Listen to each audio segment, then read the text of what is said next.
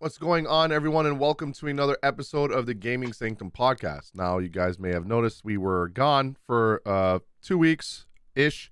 We had a lot of IRL stuff come up, a lot of games came out, and we were really busy. I'm joined here today with my co-host Junior and Chill, Hi. and we're going to talk about some video games. We got a lot of stuff to cover. We're going to kind of blast through a lot of the older news that came out about a couple weeks ago. Maybe some of you still haven't heard about the stuff, so we'll talk about it briefly. First, we're gonna start with, we got a lot of stuff from Square Enix. As you guys know, we both love Square Enix, and they have a lot of news that came out. Typically, like Final Fantasy 14 stuff, Pixel Remaster stuff, Babylon's Fall, a lot of releases that came out since the last podcast, and a lot of news. We can actually suplex the train in Final Fantasy 6. People were so mad. People were so mad when they saw the original thing posted on Twitter, and they were like, wait, why didn't he fucking suplex the train? Like, how come? Why didn't he flip the train upside down? What? Like, they actually ended up fixing it before the game came out, which is kind of cool. That is, yeah, that'd have been like kind of sad, just because like I still haven't played it yet. I have it. I actually got to do a thing. I'm gonna be doing a giveaway for a copy of Final Fantasy 6. So you guys, pull up if you guys want to get a copy of it. But literally, that's like the only thing I know about 6 is literally homie freaking suplexes a train. Yep. Like that is, and the fact that they were like, yeah, we're not gonna put that in there. I'm like, yeah, you would have missed out on a beaut. That part is awesome, and then you're immediately filled with sadness right after that, because this game is pretty sad, and there's a sad ass scene after that. I'm actually really excited that they did that, because man, it shows that they give a shit. You know, people were like, yo, why is this not in? And they're like, oh, hold up, we gotta fix this. So yeah, if you guys are new here, listening to the podcast, we do a lot of sponsored stuff for Square Enix. Lately, we've been getting a lot of Square Enix stuff sponsored, like pretty much every game. We're gonna get Strangers of Paradise as well. And the thing is, with us, we love Square Enix, so we pretty much buy their games anyway, and usually we get an extra code, and we usually just give it away. So I'm probably gonna be doing that with Strangers of Paradise on release day. And we'll be covering that as well. We'll probably be posting some videos on the channel of Strangers of Paradise too. Yep. We gotta find some dual playthroughs. Clapping cheek. I mean, after playing Elden Ring, going from an actual Souls game to a Souls-like, even on the hardest difficulty, we're gonna fucking blast through that game, dude. Yesterday was fun. That's all I gotta say. Like, we had a good time, so that's gonna go up too soon. Yep. If you guys want some funny clips from the both of us, like, follow us on TikTok. I'll try to put those, if I remember, in the comments and pinned comments and description, because we post some funny ass death clips from our Elden Ring playthrough. I literally got 12 new ones yesterday. Yeah, same. I cannot keep up with it. Like, I wish TikTok let me schedule posts. Oh my god, please, TikTok. It's like, fuck, man. I have like 20 that I want to upload right now, and I can't do it all at once. Actually, you know what? TikTok should do it, because like if you look at every person that does TikTok thing, like their draft section is insanely full. It's like 2,000 like drafts. Yeah, dude. I know people that have hundreds. I'm like, what the fuck? Meanwhile, I have 4. Speaking of like pixel remasters, Square Enix president wants to see more older games remade into HD 2D style, which means, if you're not understanding what that means, if you've seen Octopath Traveler, that style, that 2D sprite with the HD backgrounds, like really good graphic water and textures, like, oh dude, that style looks so amazing. You know what game I forgot about that's coming out this year that they're doing in this style is the Dragon Quest 3 remake. Oh, it's true. And also we have Data Live. Yep. So I'm very, very excited about that, man. I can't wait for this. There's so many games. Like, I don't have time. Dude, like, I'm so glad my girlfriend's understanding, because I was like, hey, we spent a lot of time together, but also, I have this really big thing that I'm really looking forward to playing. Just like, I understand. You need like a whole day. I'm like, okay. I need like a whole week. And I'm like, we'll hang out afterwards. And I'm just like, I'm gonna bring my laptop or whatever. Like, we're gonna watch shows together, but I'll be like right here. I mean, I wish I had someone that was like that. I tried to, the last person I was with, I tried to get them to understand that, and I was like, listen, we're together every day. We're still in the same space, but just like, You're right next to me. Let me play my game on my Switch. Stop bugging me. Like your whole family understands too. Like they actually tune in. They're That's like, awesome. "Hey, you're streaming." I'm That's like, awesome. That's sick. "Hey." Oh shit. Yeah, the But yeah, fucking. so those HD 2D games are it's hype. Yeah, it's gonna be insane. Like, dude, this is probably. I was thinking about this yesterday. This is probably like the best year in gaming that In a while. I have seen maybe since Game of what was it? Since God of War and Horizon came out. What was that 2017? Where that year there was like Breath of the Wild, fucking Horizon, God of War. Think there was Halo 5. Like, dude, there was so many games that year. New Gears of War. There was so much shit that year. Bro. Oh. No, actually all that came out. Xenoblade Chronicles 2 came out. Yep. Oh, Monster Hunter World came out. Fire Emblem Three Houses 2 that year. Bro, a new Pokemon, Sword and Shield. Dude, was it Sword and Shield 17? Sword and Shield, nah, that was the year like after. A year. That was like a year. Was it Let's Go Eevee and Pikachu, right? Yeah, it was Let's Go Eevee and Pikachu. Go. Yeah. But still, man, that's crazy. Bangers, dude. It was so crazy. A lot of Digimon games. It might have technically been 2 years, but like it was just, it felt like in an era like of it was just like nonstop moment for the longest time. Just game news. Like, that's why we've been so busy last week. So many games came out, and we've been recording stuff together too. And it's just like, holy, and then we have our own channels too. So it's like, and then IRL stuff. It's hard to fit everything in one. We doing it. We trying. We out here. And then we have Square Enix says that their mobile divisions have underperformed, which does not surprise me because they have not had a new mobile game for a while besides Near Reincarnation. And take it from me, that game's doo-doo. It's kind of boring, bro. It's boring. And if you go look at one of my videos on my YouTube channel, I literally spent like $500. And I didn't get what I wanted. I think they were the worst summons I've ever had in my life. For example, it was 20 multis for the pity. So that means 200 single summons. I deadass did not get a single character for 20 multis. Yeah. I remember you were, I was like, wow. You were in Discord watching you. Yep. And just cackling because you're just like getting tilted every time you get a 10 pull. That's the first time I've done pulls and I was screaming. I was like, what is going on? I was actually visibly getting emotionally ill. Like, you literally turned into a Mega Man line. Like, what am I fighting for? That was rough. But I'm assuming their sales are going to pick up this year. They got Bravely Default mobile game in Japan just came out. They got a global version coming out. They got a global version of Octopath Champions of the Continent coming out. That mobile game is going to be insane when it comes out. Just to remind you guys, those are mobile games. Yeah. And it's like, it's not like your regular, like, oh, it's like Candy Crush. No, dude.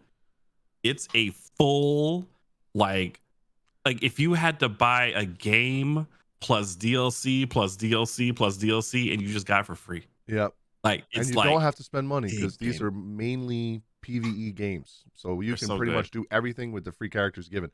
And touching on what Junior just said, the funny part is that the Bravely Default game, I played the JP version. It actually looks better than the Switch version. Oh yeah, no, it does look really good. The graphics are way better. The textures are better. The FPS, it's 60 FPS in the Switch phone, 30. which I don't know about y'all all, but like I have a 2K phone. Yep. Like at least it's usually on 2K. It does up to 4K, but like it's mine's 4K. Base 2K. Like that's just kind of what all the games run at. That's crazy. So it's amazing. And those games are so good. It's insane how good. And from what I've heard from people that on the Reddit that speak Japanese or have been translating the game, they're saying that the story is on par or if not better than Bravely Default 2 on the Switch for the Bravely Default mobile game. So like if you're into JRPGs, and another game that they're gonna have coming out this year for a mobile title for Square Enix is FMA, Full Metal Alchemist. If that don't sell, game though, bro, it's like a fighting game. That's the only thing that may hold it back a little bit. I don't know, man. A little bit. It's Full Metal Alchemist. You know how many weebs are gonna be like, that's my favorite anime. Yeah, I get that. But like at the same time, yeah, fighting games it's always an uphill battle because people are like, like they hear There's an that and they auto. think they have to get good. But it's auto game, you know. There's an And like, auto for people that are bad. yeah, So I'm assuming so if you get your character broken enough, then he can mhm, overcome any, yeah, you'll be fine. person. Any god that you run across. Yes. Uh, but also on talking about the other one too, Octopath Traveler. I've been ranting about this game forever. They just had another Octopath, massive update that just came out in Japan where they added new characters. yeah, You know what like happens when their you add a new character character drops. to Octopath? That's a whole another 40-hour storyline. Yeah, the game drops, guys. By the way, this mobile game, phone game drops with 4 times the story that the actual Oh Octopath God. Traveler console game has.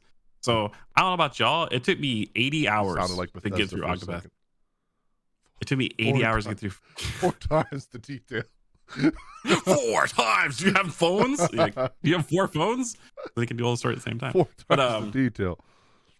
yeah, it was 4 times the story size for the initial drop, and then as soon as I do like any kind of like content drops after that, it just adds like 20 hours, and it's like it's of course that sounds like a lot of work, but like if you just want a game, you really like a really crazy story, you're like, oh, a new chapter for my cool ass stories coming out. Boom, there you go.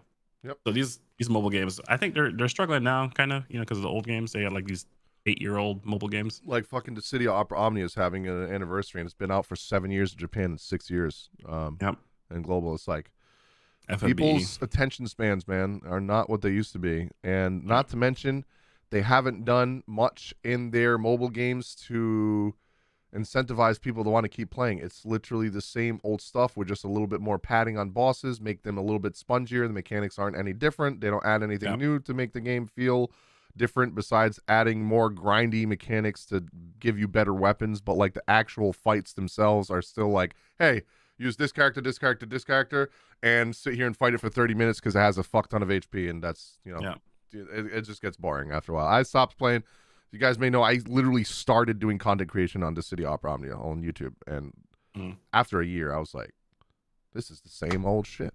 This there's nothing different in this game. They are not changing the formula at all." So yeah, if mobile games to survive, you gotta change up. You gotta add new events. You gotta add new PVE stuff. Maybe add guild stuff. You gotta do stuff like Epic 7, bruh. That's probably the best mobile game I ever played. The updates they keep doing on that are crazy. Not only quality of life, but like they just added a new thing. Usually when a game comes out with a guild system, they're like, all right, you got your guild battle thing, and that's it. We got a monster thing that they added. We got Guild Wars, which is PvP, and now we got like a dungeon that you crawl in with your guild mates that they just added like a month ago, and it adds so much to it. Like, and it gives you top tier loot, by the way. Like it literally gives you like one of the best. And it gives a lot of shit to buy stuff in the guild shop. A lot of currency. Yep. So yeah, it's so good. That's an example. Like mobile games, you want to look at a game that's like, and I can tell they're going to do more stuff in the future because that game's only been out for what, 3 years? Yep. They just had the 3-year anniversary, right? And yeah. The 3 years is this year, and like the all the content looks amazing. Like if you watch like the animations and everything, it looks so good. It was meant to have an anime. Well, it was supposed to be an anime, and they canceled the anime and made a game. Good choice. and like, so every trailer they just did a trailer for like the game again, like just like get people back in it. I was like, bro, like a good anime opener song, amazing animations. I was like, dude, I can't not play this game. And Guilty Gear's coming out. Jacko got announced, by the way. I was right. Yep. We both were calling it. We were sitting in a Discord call and we're like, no, that's definitely gonna be Jacko. Yeah, like we were like, I don't know about that. It was such a meme last year of people just like posting the Jacko pose, and I'm like, man, if they don't capitalize on this and try to, first of all, if she doesn't do the Jacko pose while she's sitting at the tavern in your home screen, I'm gonna be upset. Better do Jacko pose. Yeah, I'm gonna be upset. She better be doing it. What did I say the other day? She better be doing it on the bar, right next to the bartender, just doing a Jacko pose right in his face. Yep. Speaking of more things that weren't doing so well for Square Enix, which we have our own separate video that we have recorded and first impressions of, and I'm gonna be honest with you, I don't know why it's getting so much hate. I don't know either. Babylon's Fall released yesterday, and as we're recording this, it released yesterday or 2 days ago, Yeah. and it peaked at literally like 640 concurrent players. That was the max players that they had at the time. Yeah. Which is abysmal. That is horrendous. But I don't think that it's the game itself. I think it's more. I got two reasons why I think it's like this. Lack of marketing. I have not seen this game marketed that well at all, besides being on a state of play once in a while. I haven't seen like actual like a lot of Twitter posts about it from Square Enix or like commercials on Twitch or anything, YouTube. And I think the second thing is it came out literally less than a week from fucking Elden Ring. That's like suicide. Why would you do that? Yeah, no, it's like you had this game that came out, and like if you look at every review, I'm just gonna point this out to you guys. Go look on YouTube, look at the review videos.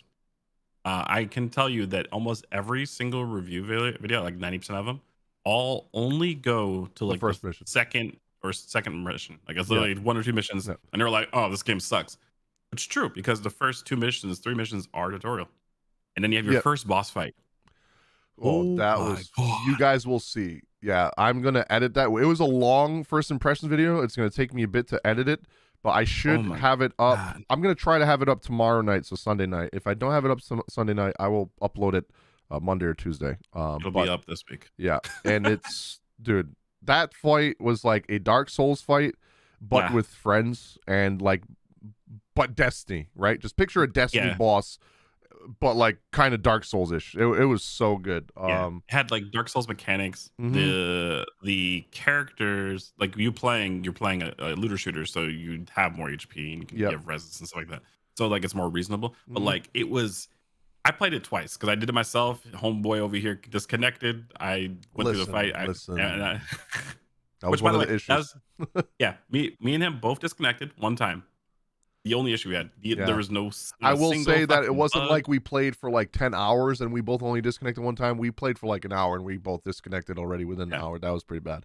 But that's something that can be patched and fixed. So that's not a big deal. That server thing. But like, man, like I did that fight and I was just like, holy crap! Because I did like even in the 2 times we fought it, it had different mechanics because it has a bunch of movesets and then like it just kept on changing around. I was like, this is bad? How is this game bad? Yeah, and their fights are stupid. I'm like, you guys may think we sound like just like fanboys of Square Enix by saying this, but like no, let's put it this way. At the beginning of the video, it was a sponsored fucking video from Square Enix. We both got a sponsored copy for free to talk about the game and promote it. We were literally shitting on it in the first 10 minutes. Yep. But then we got into the actual game. We're like, wait a minute. This is actually pretty. What the fuck are these people talking about? I just want to point out, it was so bad, we almost didn't do the sponsor because we were talking so much shit about the game. Yeah. Like, it was so bad. And we're like, bro. And then, like, we went through. I was like, wait. Those people, I know what happened. Those people were like, yo, if I say this game is shit, they won't make me play this more. So I can end my review early so I can go back to play Elden Ring. Yep. That's still, like, I know that's what happened. Here's a lot of... Here's some thoughts I have with the reviews too. So we noticed immediately because me and Junior, we take in a lot of different forms of media. We watch anime, we read manga, we play a lot of different styles of video games with a lot of different art styles, and almost immediately we both realized that it has a very like canvas drawing, like painted kind of look to it. Like if you're literally watching the cutscenes, to someone who's not skilled or you know pays attention to this kind of thing, which I don't think a lot of reviewers notice because they just chucked it up to like the game having shit graphics, but that's not the case at all. Literally the first opening scene, you're on a ship and the background, which is supposed to be the sky and like birds flying, are literally a canvas that you paint on. Like you can tell that it's literally a canvas. So that is the art style and art direction that the artist went with. And you know what? After a couple of hours of playing the game, I respect it. I like it. It looks clean. Could it have looked like Automata? 100%. Would I enjoy that more? I don't know, because I kind of enjoy the art style. I think it was really good. And then another thing with the reviews, I don't think they played the game enough to actually get to the fun parts of the game. No. Because there's some things that like this is how I know they didn't play the game enough. They were complaining that playing with friends was really difficult, like trying to queue up in the same thing. There's literally okay. Let me explain why they thought that. Right. So you go to this message board, you start a quest, and even if you're in a party with your friend, like in their hub, right, in their HQ, it doesn't automatically bring them with you. Like in Destiny, if you go to orbit, it says returning to orbit, and it just brings your party members with you, whether they like it or not. And in this, you start a mission. It doesn't give any notification to your friend at all saying, hey, your friend's starting a mission. They literally also have to go to the board, search through the mission log, and click on your name and join before other people do. Which, if you didn't know, about the other way, it sounds really rough, right? But Junior ended up figuring out that you can make your own private lobby with on launch. On launch. So this is how I know they didn't play the game enough. You can literally make a private lobby where it's just literally you and your friends, and then guess what? The only motherfuckers that are going to see your thing on the message board are the people in that private lobby. So like if you looked, it's there. They probably skipped over everything. They're like, I just want to fucking play Elden Ring. Mm-hmm. This game sucks. Okay, I'll back to Elden Ring. That's literally what it looked like. And then the combat, like, I don't know. There was one thing they were complaining about, the relics, like not being able to...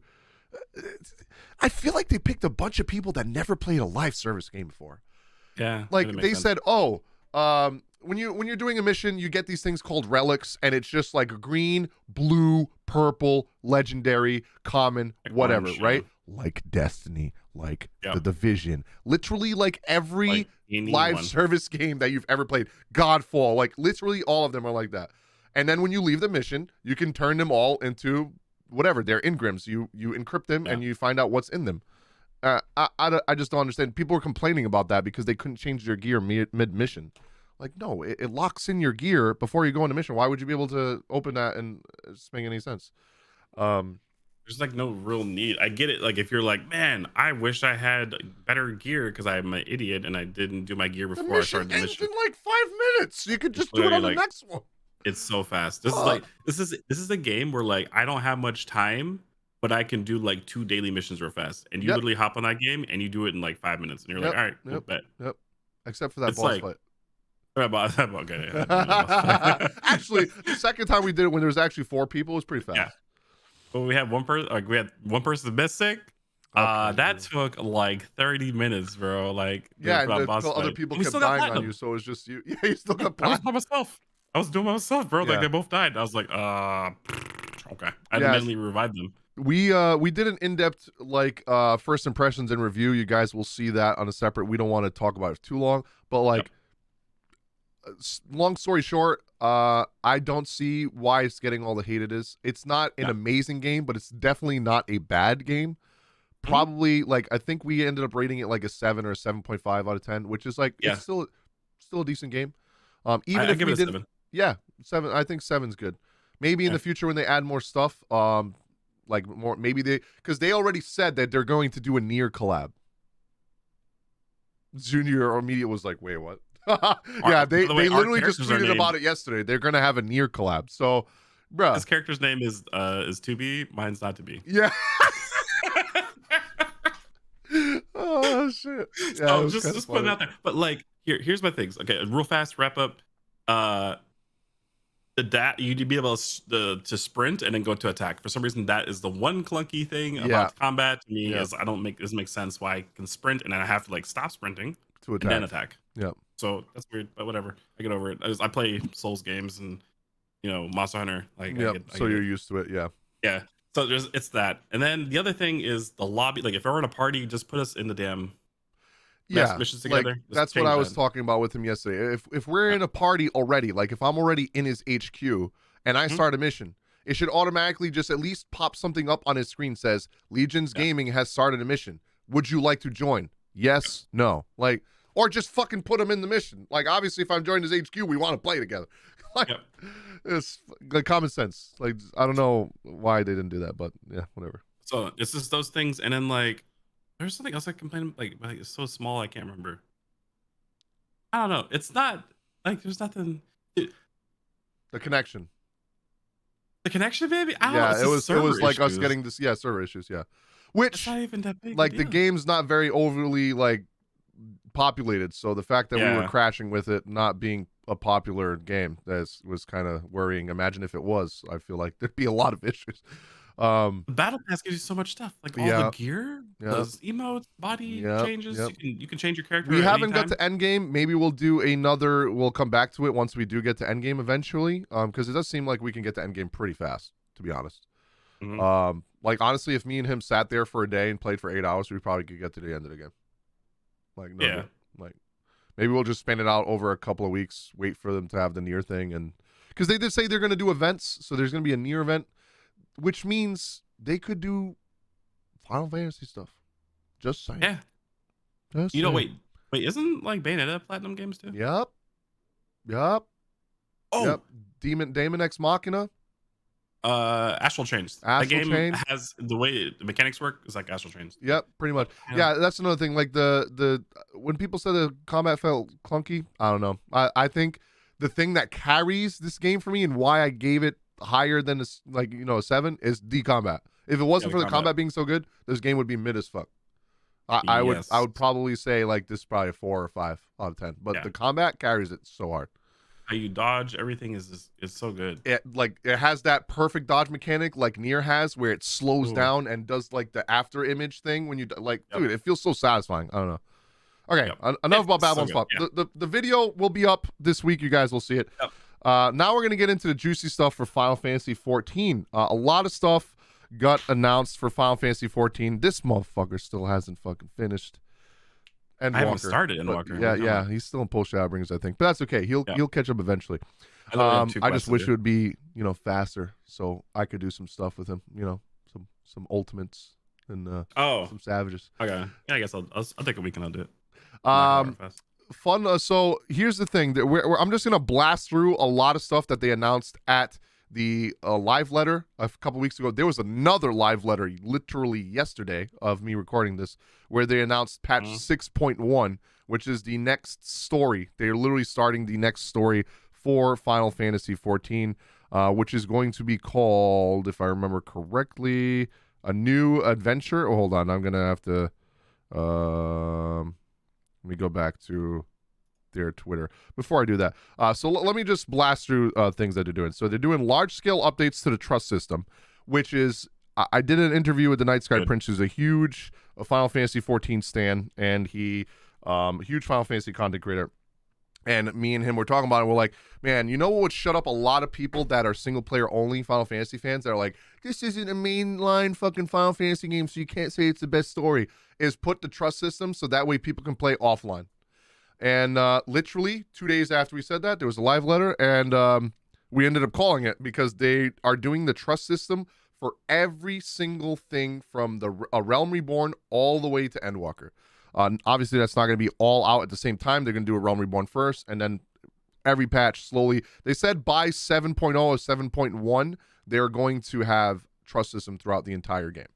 So if you guys don't know what the trust system is, it's pretty much being able to do dungeons and trials and raids with NPCs. And let me put it to you this way. The NPCs actually are better than randoms because the NPCs know the mechanics. And you can literally look at the NPCs and be like, oh, let me just follow this guy. He knows what he's doing.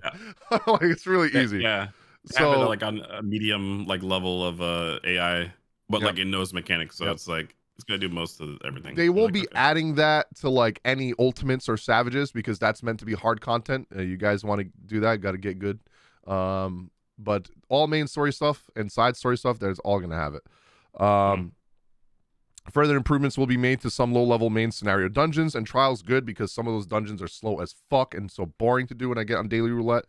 8-player trials will not be updated at this time.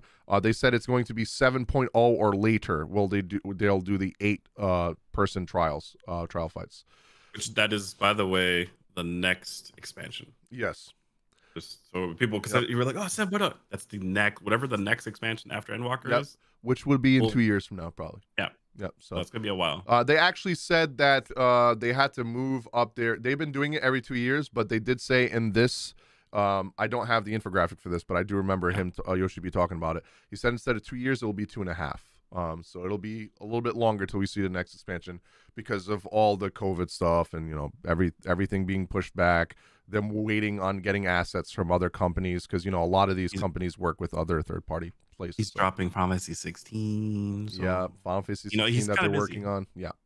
So also the biggest thing about 7.0, the next expansion, they're doing a massive graphics overhaul. Like, I don't even know if this is going to run on PS4 anymore after this. They said it will, but man, I've seen people play on PS4 and it is fucking rough already.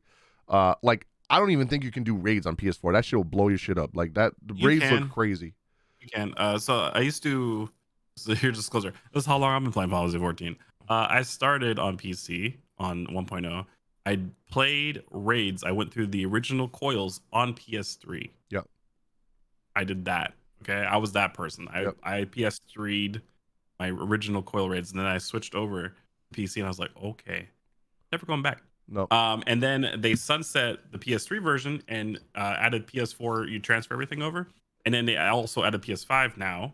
But like, pretty much what they're gonna do is like allow people to be on PS4. They're gonna have it where they're gonna cap everything on PS4, and then they're gonna sunset it. Wait, are you fucking with me, or is that actually Quaxley's? No. For context, he posted a thing in our private group chat of the new Pokemon that we will be talking about. Of the duck, and he posted the second, third form. I thought that legit was his form. I got so excited. Well, he's gonna JoJo thing I was in there. like, that's fucking Johto, dude. Yo, if it was his third form, I would literally get that tatted on me. Holy, same, dude. All right. Oh man, I just got so fucking excited. I hate you so much. That Josuke Quaxley is amazing. We'll get to Pokemon later. Don't you worry. Stay tuned. So the massive graphics overhaul, right? The last time they did one this massive, they were pretty much like, hey, game's not going to run on PS3 anymore. You're going to have to play it on PS4. But they did say it's still going to work on PS4. I'm assuming that once 8.0 comes out, PS4, goodbye. Because they're probably going to increase it again.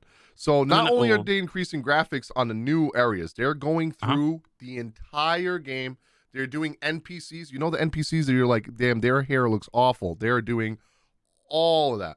They're not going to do like the minor NPCs. Yeah, exactly. They're not going to do the minor NPCs all at the same time. They're going to do all major stuff first, and then they're going to go back and through and do all like the minor NPCs that give you side quests or vendors, stuff like that. Like Titania is going to get like this crazy good looking update. Yeah. Well, because they're adding shadows. Yep. And they're doing some other like vignetting and like occlusion like kind of effects. Character appearance, higher resolution textures, improved material qualities, better lighting and shadow effects. Like, dude, this looks so good. I wish I could show you guys some pictures, but man, it's man, I just realized I'm getting flashback from COD with shaders. Yeah. I swear, if they do that, where like every time I open up Final Fantasy 14, I have to download shaders. No, you know what the good thing is? You won't need G-Shade anymore. The fucking the mod or the add-on. Yeah. Well, so what's gonna happen though from this is gonna be the new base for the mods. But this is crazy. Like it looks as good now. Imagine when you mod even further. Yep. Yeah. And now they probably took that. Keep in mind, this is ours. Right? Like it's gonna look a lot better for an MMO, but it is not going to be like on par with like single player standalone titles. Like there's just absolutely no possible way that could happen. Like 16's gonna shit on it. Yeah. Yep. And I know a lot of you might be hearing him say that and think, what do you mean? The trailer didn't even look that good. That was literally an alpha footage of the game from like fucking 3 years ago. Stop. It was a stream of a stream. Yeah, it was not. Yeah, on top of that. It was a stream of a stream. You can't even. It's gonna be 1080 cap, and then like when you see that 4K in your actual face with HDR and like all the I'm gonna effects on it, you are gonna nut so hard when I see explode. That. Oh my god, your legs are just gonna pop off. Just So yeah, don't think it's gonna look like standalone titles. It won't look that good, but it will still be for an MMO. It'll look fucking incredible. Yeah. This is why I can't go back to WoW. I started out on WoW. Well, I started on EverQuest and like UO. And then I went over to I played the alpha WoW, and I was like, "This is amazing." Did you ever play PSO? And then original on OG, Dreamcast, Yep. Dreamcast. And like I think it was on 360 too, right? GameCube. Yeah, it was GameCube 360. I remember playing it on 360. Okay, a couple of things that I will say that is coming in patch 6.1 for Final Fantasy 14. First, we can talk about real quickly how congratulations to Soken. Masayoshi Soken is the producer for the music of Final Fantasy 14, and on iTunes, it was he was the number one artist on iTunes over Adele. That is over two Adele. Yeah. And Coldplay. Yeah, dude, that's incredible, man. Absolutely incredible. I don't know what song it was because it does not show in this post. It just says Endwalker. I don't know what song. I'm assuming it's the theme that plays in the trailer, which I think is Footfalls. And dude, that song is fucking incredible. It's actually absolutely blows my mind. I listen to it on like a daily basis in my car. For the people, like, to put it in perspective, it's literally the worldwide album chart. It's the album, actually, it's the full album. Yep. The album chart, and like it beat out two Adele albums, Coldplay, ABBA, Ed Sheeran, Daft Punk, bro. Holy shit! It beat out Queen. They have the greatest hits. It was doing so amazing. Yep. Like, that's it crazy. beat out mainstream stuff because Final Fantasy 14 music is literally godlike. Yeah, but then you still have people that say if you listen to game music, you're not listening to real music. When does it become real music? Yeah, exactly. What else does it do? Win a Grammy? What does it have? Yeah. You know what? I could see him winning the Grammy. I hope he does. I hope he would do it. That'd be so. Imagine the flex. I want to see. You know how they do the Final Fantasy 7 remake or orchestra thing? I want to see the 14 one. If they ever do a 14 one, bro, I want to see it.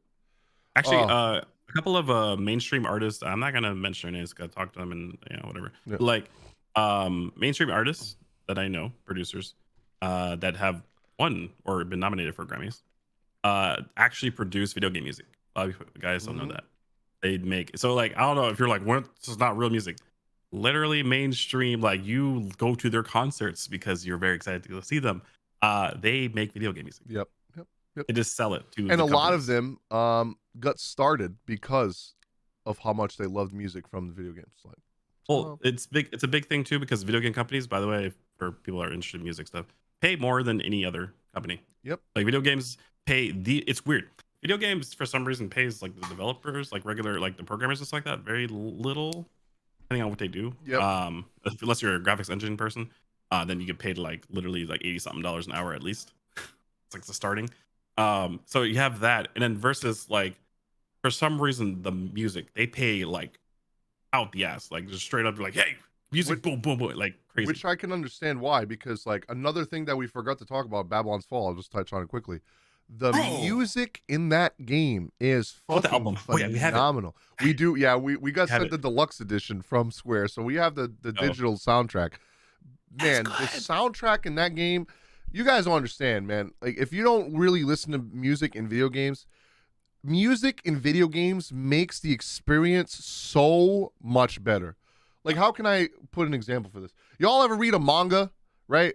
And you're like, oh yeah, this is pretty sad. Then you watch the anime, and it's got this sad ass music on top of the voice acting. You're like, holy shit, this song is sad as fuck. Like, I read the Mugen Train thing way before didn't that cry. movie came out. I was like, oh, I watched that movie. I was in the movie theater. I'm like, I'm not gonna cry. Like, it was, dude, I was refusing. And then we were all in Discord watching it. Then we were all in Discord watching it. And there was that ass grown. There was like fucking 15 people in there, and I think at least half of those grown ass men were just crying. I was one of them. I was like, oh, this is sad as fuck. What the fuck? So bad. Yeah. But I also want to point out one other thing. What? Persona. Oh. Are you telling me you can play a Persona game and not remember any of the songs? And you tell me that video game music ain't great? Bro, you have never... Oh my God. You never see it coming. That's literally my fucking sub alert. Bro. Never saw it coming. That's why I give you subs. Because we're hoping it's just Persona. Maybe that's what. Yeah, I have that on my wheel spin thing too. So like when people sub or gift sub or get Prime, whatever, I do like a spin the wheel where Yeah. I fucked up my neck literally yesterday from doing too many push-ups and squats. And it's Persona music, and everyone kept saying like I could never get sick of this song. It was the Storming the Palace thing. I have to show you this because it's crazy. I saw that Babylon's Fall is trending for some reason all of a sudden. Oh.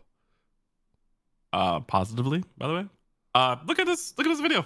This is the 4th boss. Oh. What the Oh god, hold on. We'll Yo. give me 1 second, guys. We're just looking through this. What is this? You trying to tell me this is shit? Yo, get out of here. No. That's kind I wish you could see my face reaction right now. I am fucking ziplining through the map like Spider-Man to avoid shit. Bro, what are these people talking about? Man, what are these people? This is literally like an MMO mechanics in a fucking live service game. What? With zipline stuff. Like you have to do Spider-Man across the map with a reactable thing while you're doing Final Fantasy 14 like I'm gonna work. So I have a lot of things in the works right now for the podcast for us guys if you're listening. One of the next things I'm going to be doing after I have this next project done, I am going to make a new scene for us where I'm going to set it up so I can actually show stuff that I'm looking at on the screen that we're both looking at. Yeah, so you guys can see and it. also like if we're talking about something, I'm going to have like the articles show up, or not articles, but like pictures of things that we're talking about. I'll make it look a little bit better than just staring at our faces the entire time. Yeah. This looks incredible. That's crazy. Yeah, that fight looks fun as hell. Holy shit. To finish up on the screening stuff and finish up on Final Fantasy 14. So 6.1 is going to be called a New Found Adventure. Meaning that we are starting a new journey. We're leaving the Scions behind. All the friends that we made along the way. We are, it's 6 months after 6.0. So it's 6 months after Endwalker. There's a time skip. And I'm assuming we're probably going to go to a new continent or something. A lot of people are speculating April. They're not telling us a date, but they don't even want to tell us the playtest date for the people that are in the program that get to play test it and stuff, because people are always able to figure out the time frame of when it's actually going to come out because of that. So, but a lot of people are assuming it's probably going to be late April, which would be lit because that's my birthday. And I'm going to PAX East, and I got a media badge for PAX East, which means I can go behind the scenes. And if I see Yoshi P there, bro, I might fangirl a little bit. Just saying. Yep. All right. So a couple of things that are coming to 6.1: main scenario quests, new side quests, Tataro's Grand Endeavor, new tribe quests, the Arkasodora, which is a new beast tribe. Somehow further Hildebrand adventures too. I'm so excited about that because I love that side quest. Omega Beyond the Rifts. We're going to fight Omega again, but a stronger version. Improvements to A Realm Reborn main scenario. 2.0 past 2.0, which is like post Realm Reborn. Duty support system, new dungeons, new trial, new Unreal trial, new Alliance raid, new ultimate duty. So we're finally going to get the ultimate and the Alliance raid, which is going to be fucking sick. It's called Myths of the Realm. I can't wait to do that. New PvP content, which is the one that everyone was hyped about, was the Crystalline Conflict, which kind of looked like Bomberman a little bit. If you remember looking at from the live letter, that's gonna be fun. New custom deliveries. I don't know what that is, but we'll see more about it. New residential district, Emporium. We're finally getting that yet. Oh, dude, I gotta talk about when people asked during this live stream if they could get housing on the moon and in Charlie, and literally, if you guys are watching on YouTube, this is literally what Yoshi P did. He went like he just cringed so hard. He was so upset. He was like, "Why y'all?" He's like, "Bro, we don't even have Ishgard out yet. You asking me about Charlian? Like that's like 3 expansions behind." Literally, like, "Can you please enjoy the game as it is right now?" The pain in his face was like, "Oh, I want to slap you, motherfuckers." This is what he looked like. I literally made it an emo. I'm uploading it today on my channel. That's good. Adventure plates, the Unending Codex. Data center travel, which is going to be 6.18, which is pretty much going to be 6.2. So it won't be in April. It'll probably be like maybe in the fall, after summer or late summer or beginning fall, when we're probably going to be able to travel to our other friends that are on different data centers, which is going to be fucking amazing for the game. I'm finally going to be able to do raids with an actual group and not have to do randoms or not have to worry about transferring my entire account to someone else's server to play Yep. cross data center. It's gonna be so amazing. We don't have to be like, oh, I'm gonna play with Junior. Oh, and then but this person is also not on our data center, so we can't play with them. Like, no, we'll be able to coordinate everything. It's gonna be fun. They're gonna add New Game Plus chapters, which means they'll be able to do Endwalker New Game Plus, if, finally. So I can't wait to do that actually. And they're adding new mounts, minions, etc., emotes, and more. So they're adding a lot of stuff. On the website, it actually does have a thing now. It says coming mid-April. Okay, mid-April. That is right before PAX. I wonder if they're gonna have a booth there. I'll be so happy if they do. That'd be really cool. I'm not gonna lie, I can't wait for like large con like displays because I lie, even before COVID, they were like, oh, but COVID. No. Even before COVID, a lot of those displays were like, I was sad. I was like, why do I waste my time for this? Yep. I miss like the big ass. You go there, it's just like, hey, by the way, Capcom, big ass freaking display. Hey, you go over there when they had like what's that game called again? That was it was like PlayStation zombie game that was kind of ended up being quote unquote a disappointment, but it sold really good. Not Dead Island, right? No. Well, Dead Island didn't come out. The other one, the biker bro dude game. Days Gone. That was an insane display. Holy crap! I remember seeing the display. Sold really well.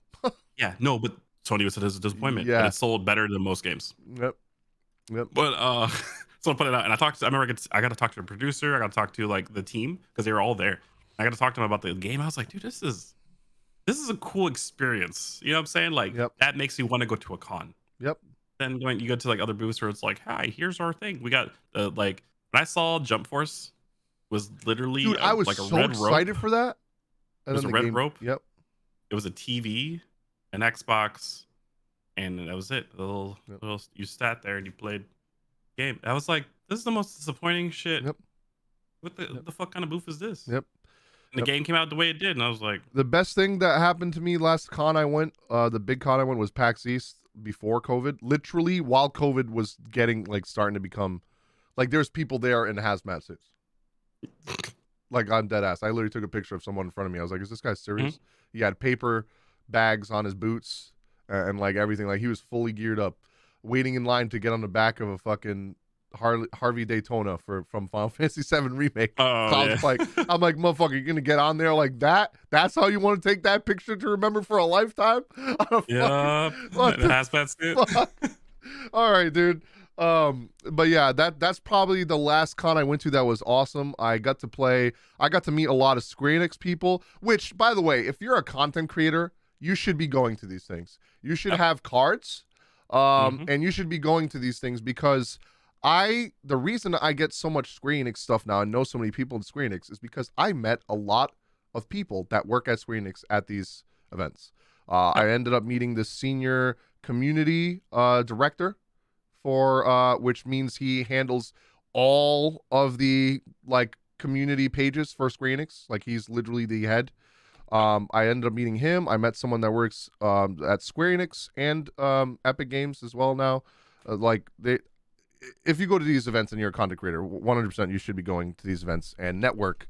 Go up to these people that are, because what these booths are in PAX are people trying to promote their games and show their games that aren't out yet or are about to come out. And what you want to do is like introduce yourself and be like, oh, I'm a content creator. I cover games like this. I would love to cover your game, blah, blah, blah. And I did that when I was at PAX. I got codes for so many games for free. Yeah. And like early access, review copies, stuff like that. So definitely. I've played Split for 2 years, by the way. Yep. Both of us. Yep. 3. Oh. 3. I've played 3 years now. Yep. Before anybody even talked, I was like literally. A game the Visual Dead team. 2 that didn't do too good was that it was like a mech game. I forgot what the fuck it was called.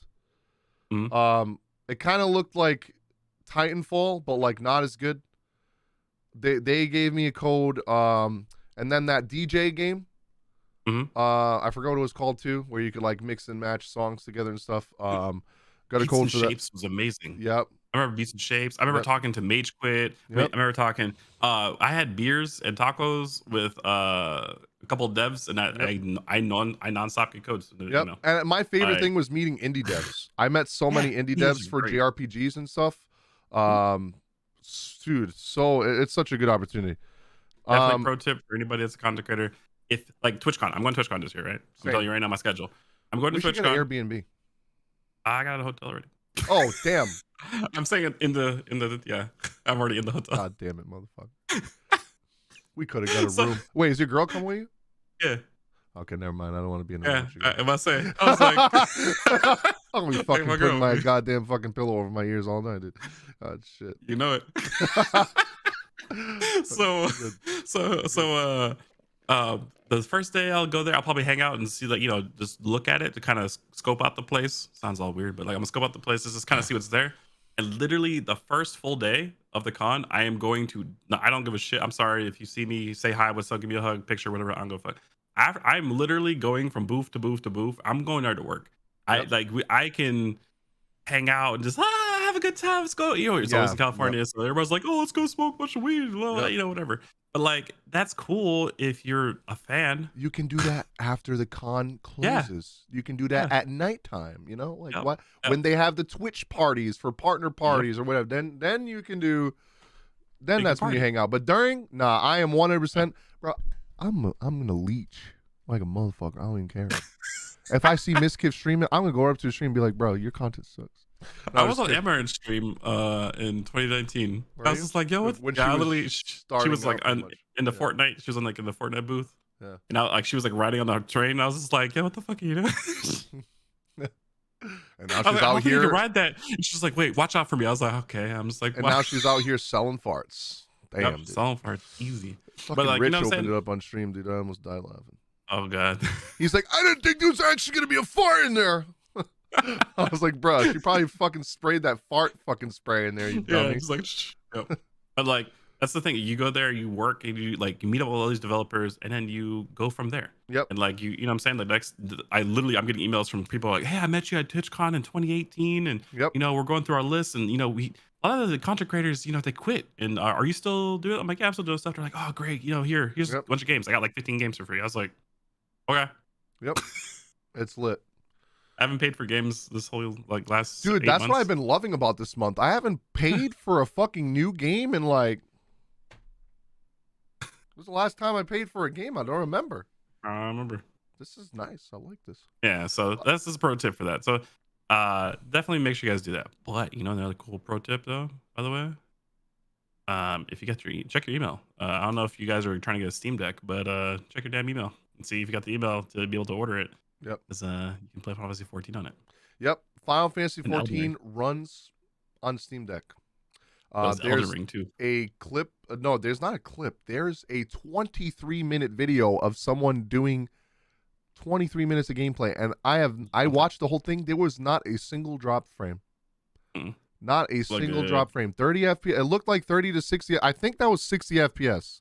1080. Obviously, it's not going to be in like higher graphics than that. But it looked steady. Probably dies really fast. The person's literally playing with it while plugged in, and I think the battery's still draining. Yeah, unless you plug it in through the dock, then the dock is probably obviously it's just going to use the power of the dock.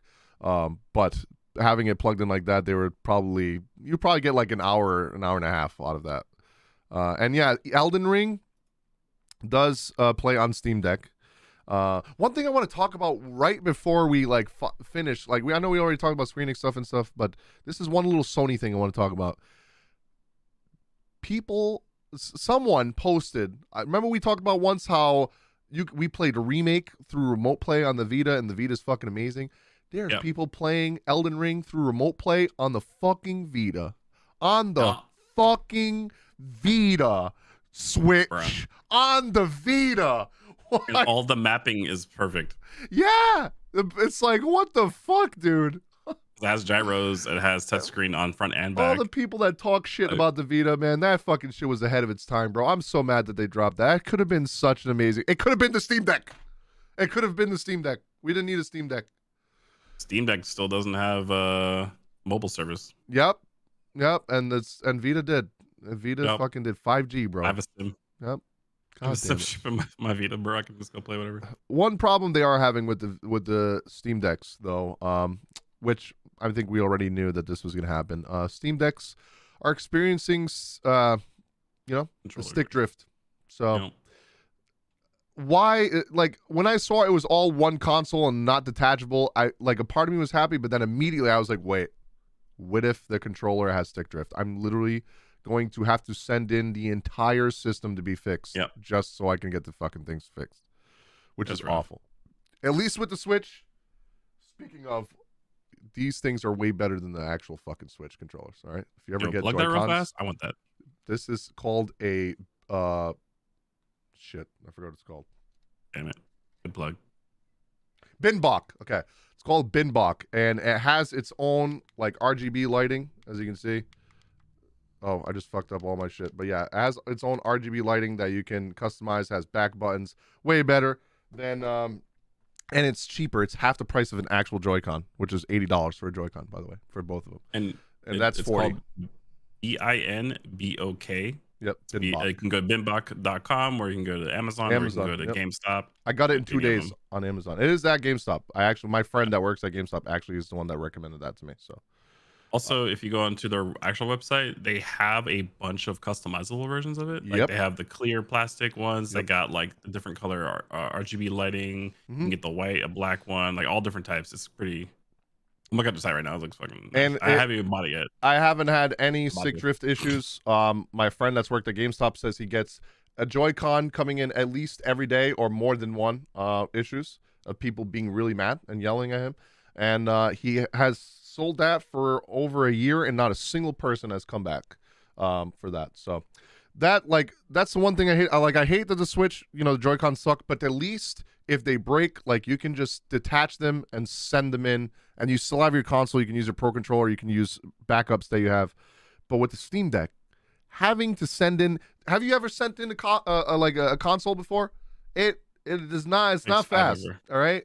I think I sent in an Xbox 360 once, and it literally, I also sent my Switch Joy-Cons once too. Literally took like 2 months.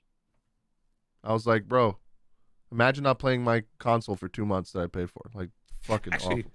I'm looking at the features of this thing. It has 6 axis, so it's literally a PlayStation 5 controller. Yeah, it has like the same motion controls, and you can actually program the motions. So like they show like a guy playing a fighting game with literally the Joy-Cons, because you can plug it into a PC also. Yep, and it has an extra button in the back.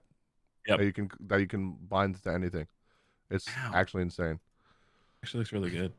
I just want to go over a list of 7 things real quickly that works that the Steam Deck has that people don't really know about.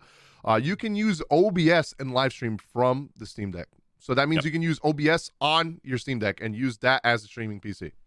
Linux version. Yep. But I think it will probably be better if you use your actual PC to stream from, and then use that to play your games, in my opinion. With the dock. Yeah. With the dock, it's a little bit stronger. You won't have to worry about it dying or anything like that. Apparently you can use it as a work PC. You can install Firefox, Google Docs, literally all that stuff, Excel, that insane.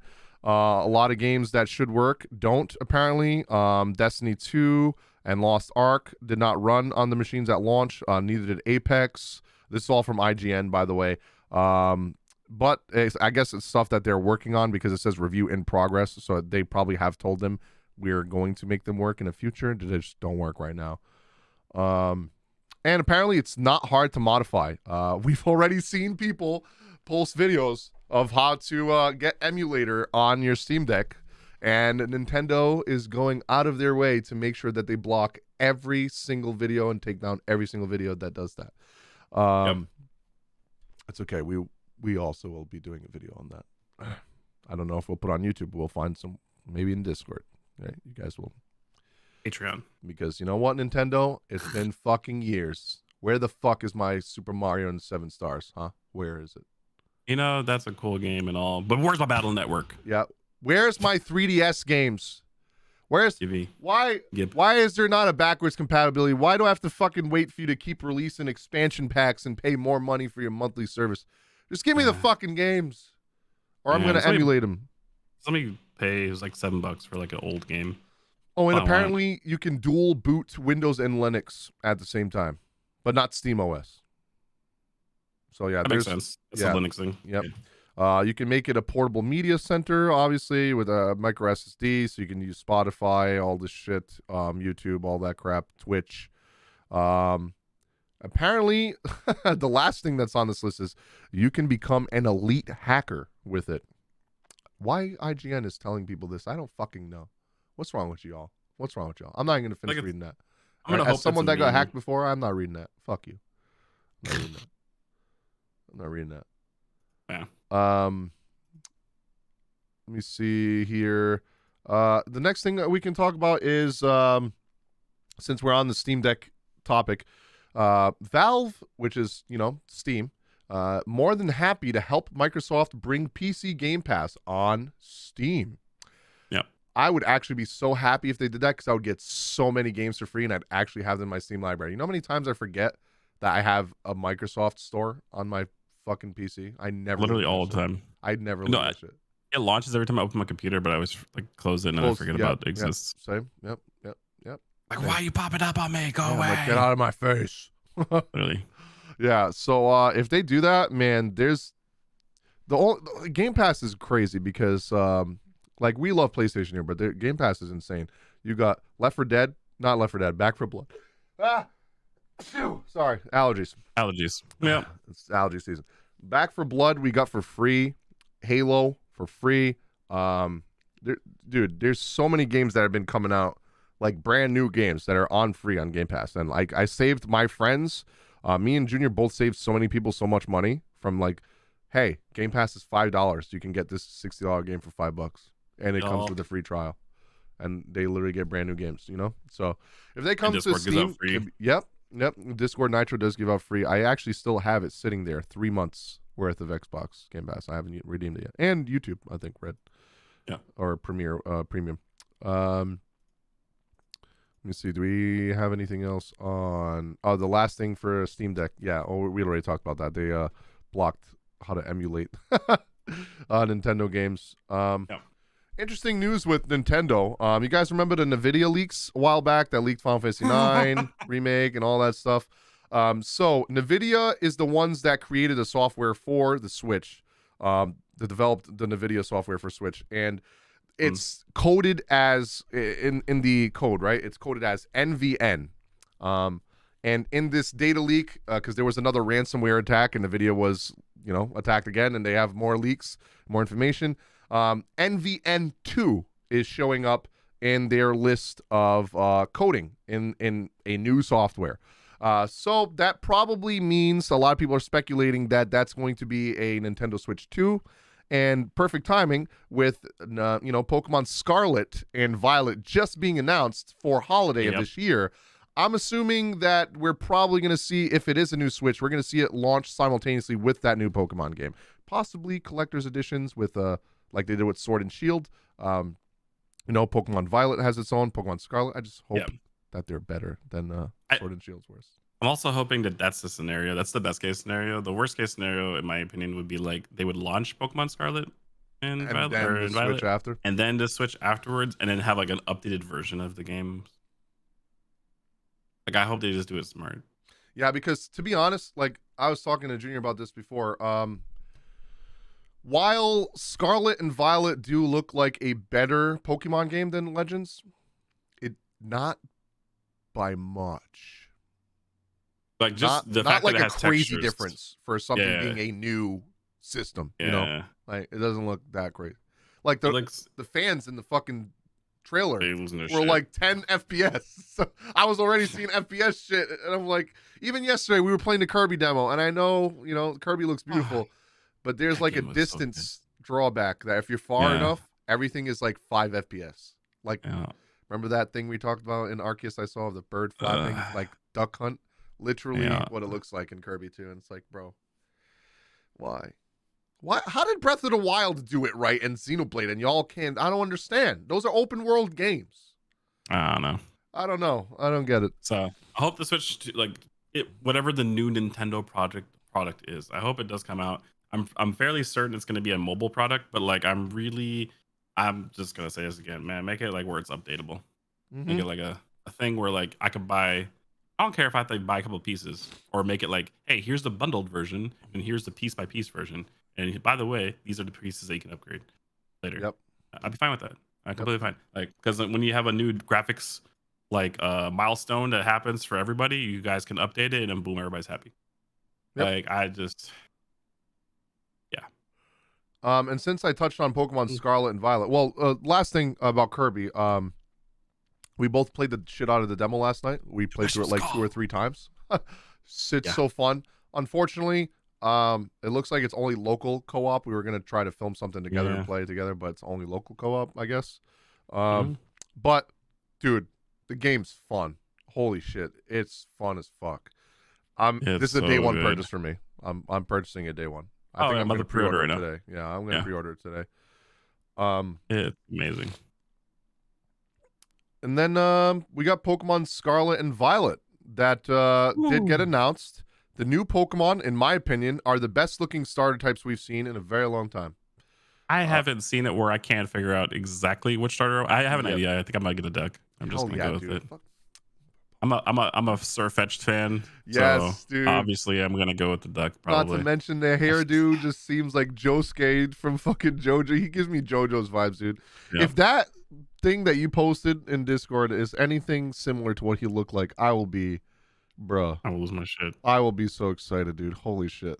Like, because that's a dude. That he looks like a pirate, you know.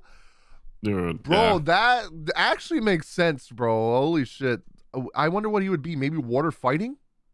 Or water dark? Actually, I don't think we've had a water fighting other than Craw. It's like one, I can't remember what the hell it's called. It's I know like what you're talking about. It's like the shrimp looking one. Yeah. That one. Yeah, the one that has the giant claw that can use flash cannon and all that shit. And yeah, and then the crocodile, the fire type, looks like Fukoko.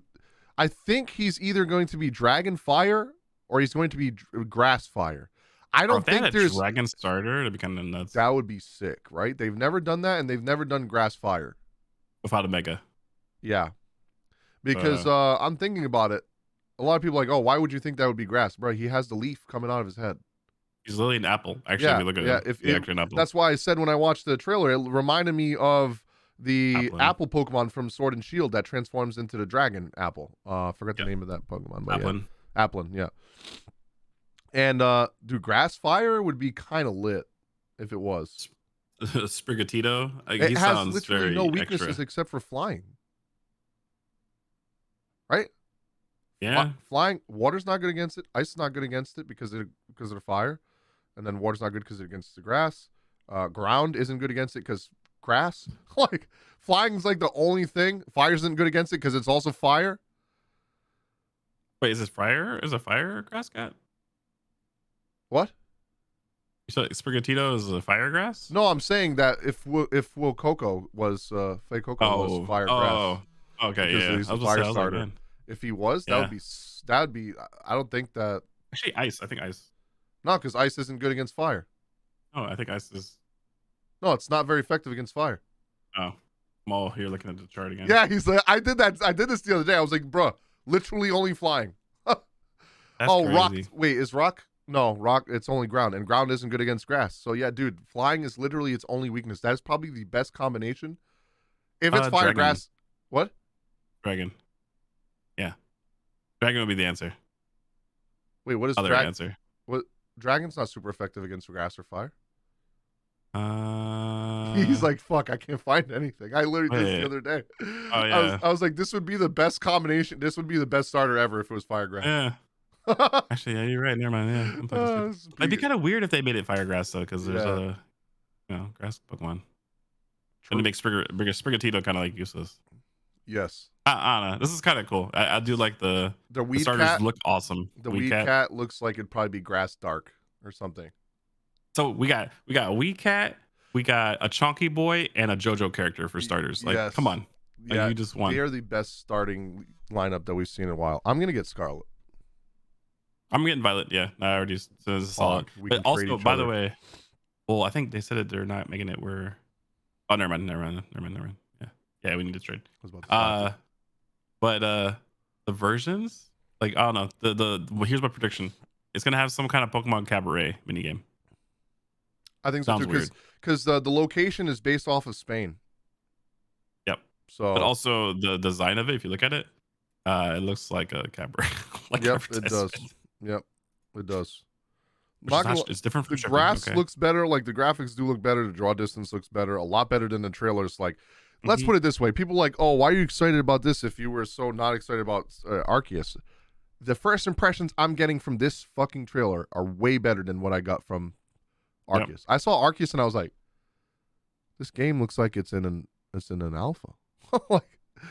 This looks like something you're announcing that, hey, this will be out in a couple of years. And then they said, yeah, coming this year. And I was like, wait, what? So just from what I'm seeing from this, they said this year that it's coming out, but it looks like it's ready to come out this year. You know what I'm saying? Arceus did not. Yeah. Arceus did not look like it was ready. It is interesting though. They have themed clothing based off of which version you're gonna be getting, so that it could be interesting. I wonder if there's gonna be clothing trading. Yeah. Because when you start out that starting outfit, like, okay, first of all, you look like the children, the kindergartners. Mm-hmm. Not a fan of that, but whatever. Yeah, I don't know why I look like I'm in preschool. I don't know if they know this, but the majority of people that play their games are adults. Yep. Or young adults or teenagers. Can we get some teenagers at least? So I don't feel weird about playing as a fucking preschooler. I literally look like Joey with the fucking Rattata from fucking Pokemon Yellow, bro. Like what? You're top 2%, bro. Why? Why? But like, if you start out in the Violet version, your outfit's gonna be Violet, and if you are in a Scarlet version, you're gonna have like a Scarlet like themed like accents. So that part's kind of cool, but like, it makes me think that there's gonna be some kind of like clothes training or trading for once in this game. Kind of interesting.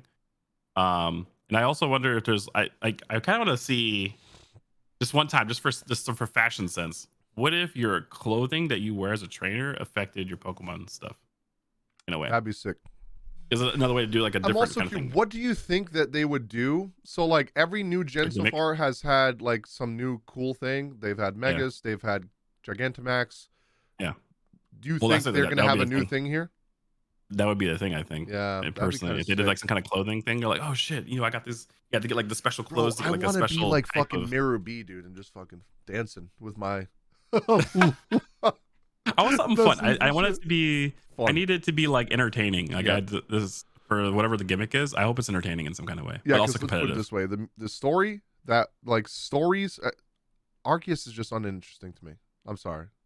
There's not enough going on. Yeah, you're Arceus is literally Attack on Titan. You're in the walls. You're scared of giant Pokemon, and you're fucking in the Survey Corps, and it's literally you're Eren Yeager and in Pokemon. That's all it is. Eren Yeager. Sword and Shield story, very fucking uninteresting. It felt like you were so uninvolved in what was going on. Every time something seemed like it was happening, fucking Leon's like, it's Leon time. Yeah, I gotta go. Like, I'm an adult. And like, okay, fucking what the fuck? Sun and Moon. I don't even remember the story, and I played Sun and Moon and Ultra Sun and Moon. Let's put it that way. I haven't liked the Pokemon story since Black and White. That was the last gen that I liked was Black and White, and then before that was Diamond and Pearl, right? And Black and White 2 wasn't that great. It was pretty much just like a Black and White. Yeah, Black and White 2 was pretty much Black and White 1. I just don't know why they even did that. Also, okay, so probably my one thing that's really important in this game is I grew a very special bond with the boy Stormjorno. Okay, he's a JoJo character. I don't go for what anybody says. Inside this game, and this Danny Thickums guy, man, you know what I'm saying? Like, he out there just walking around with his boots, you know what I'm saying? Yeah. Like, I can't wait. I'm so happy that he's like in the game as a actual base character. I need him. Yep. I need my boy. And people that are thinking that this is not going to be an open world Pokemon game, I'm going to read you directly from their website questions that they were asked and that were answered. Traditional catching mechanics will return in these games. That is not the catching from Pokemon Legends or Let's Go Pikachu and Eevee. You're going to have to weaken them a little bit like traditional Pokemon and catch them. Thank fucking God for that. Sorry. Oh, by the way, remember you're complaining. You're like, man, I'm not going to get my boy Zora. Look at that screenshot. Yep. So Arceus versions. They have Arceus versions of Pokemon in the game. Very excited about that. Then we have various towns blend seamlessly into the wilderness with no borders. You'll be able, so you know how in Sword and Shield you walked around the little open areas and then you walked into a town, loading screen, right? Apparently in this game, it's just gonna be seamless. Everything's gonna be open. You're just gonna walk right into these towns. Even Arceus doesn't have that. Arceus, you still gotta go back to camp and then say, hey, yeah, I want to go back to the village. So in this game, apparently seamless. It's going to be just walking in and out, which gives me more hope that, yeah, maybe there is a Switch 2, because that's a pretty big deal. That's like the town going on and NPCs walking around there in the town, and you can just walk into town without a loading screen. That's pretty sick. That's open world. Yeah. That's very hard for a lot of systems to hold. Yeah. If they actually pull that off, that'd be kind of crazy. You'll be able to see the Pokemon of this region in the skies, in the seas, in the forests, on the streets, all over. You'll be able to experience the true joy of Pokemon series, battling against wild Pokemon in order to catch them, now in an open world game that players of any age can enjoy. This, combined with a screenshot of a battle with a wild Larvitar and its trainer, Pikachu, has been interpreted by a number of Pokemon fans, many of them gathered on this Reddit thread, to mean that in Violet and Scarlet, we won't be able to just throw Pokeballs at monsters in overworld like in Legends. Instead, you'll have to weaken them and catch them, like we were talking about. Let's see if there's anything else here. The other thing too is I want to point out is kind of cool to me is that they're actually gonna have Pokemon randomly in the towns, because like usually you see Pokemon in towns, but it's like next to a trainer. There's like which two, is cool to me, because I've been watching Pokemon Journeys. Like I watched like the entire thing, and they actually catch Pokemon in town. Yeah, so there's cool wild Pokemon. Yep. Yeah, so there's some cool stuff here, which I'm kind of excited about. So yeah, I'm looking more forward to that. I want to see more of it. I hope the gimmick of this game is cool and fun. I just want it to be fun. I think that's the main thing. I want there to be a new story that, like, I know it's Pokemon, it's made for kids, but man, there's some Pokemon games where the story is like, they're actually really good. I will never forget the Silver and Gold story. Silver and Gold was fucking amazing. Lance, like, bro, that whole arc was amazing. I loved Silver and Gold. Ruby and Sapphire. The legendary Pokemon were so important to the story that the end of the world was literally going to happen. They haven't done shit like that in so fucking long in Pokemon. I just want them to go back to doing shit like that. I also want to point out, like, some of the anime, like, if they've been doing such good story in the anime. I see why, like, Sun and Moon actually got, voted like some of the best stuff. It looks not like appealing to everybody. Yeah, the art style, yeah. Like the animation of it, of the actual, with the motions that are happening is good.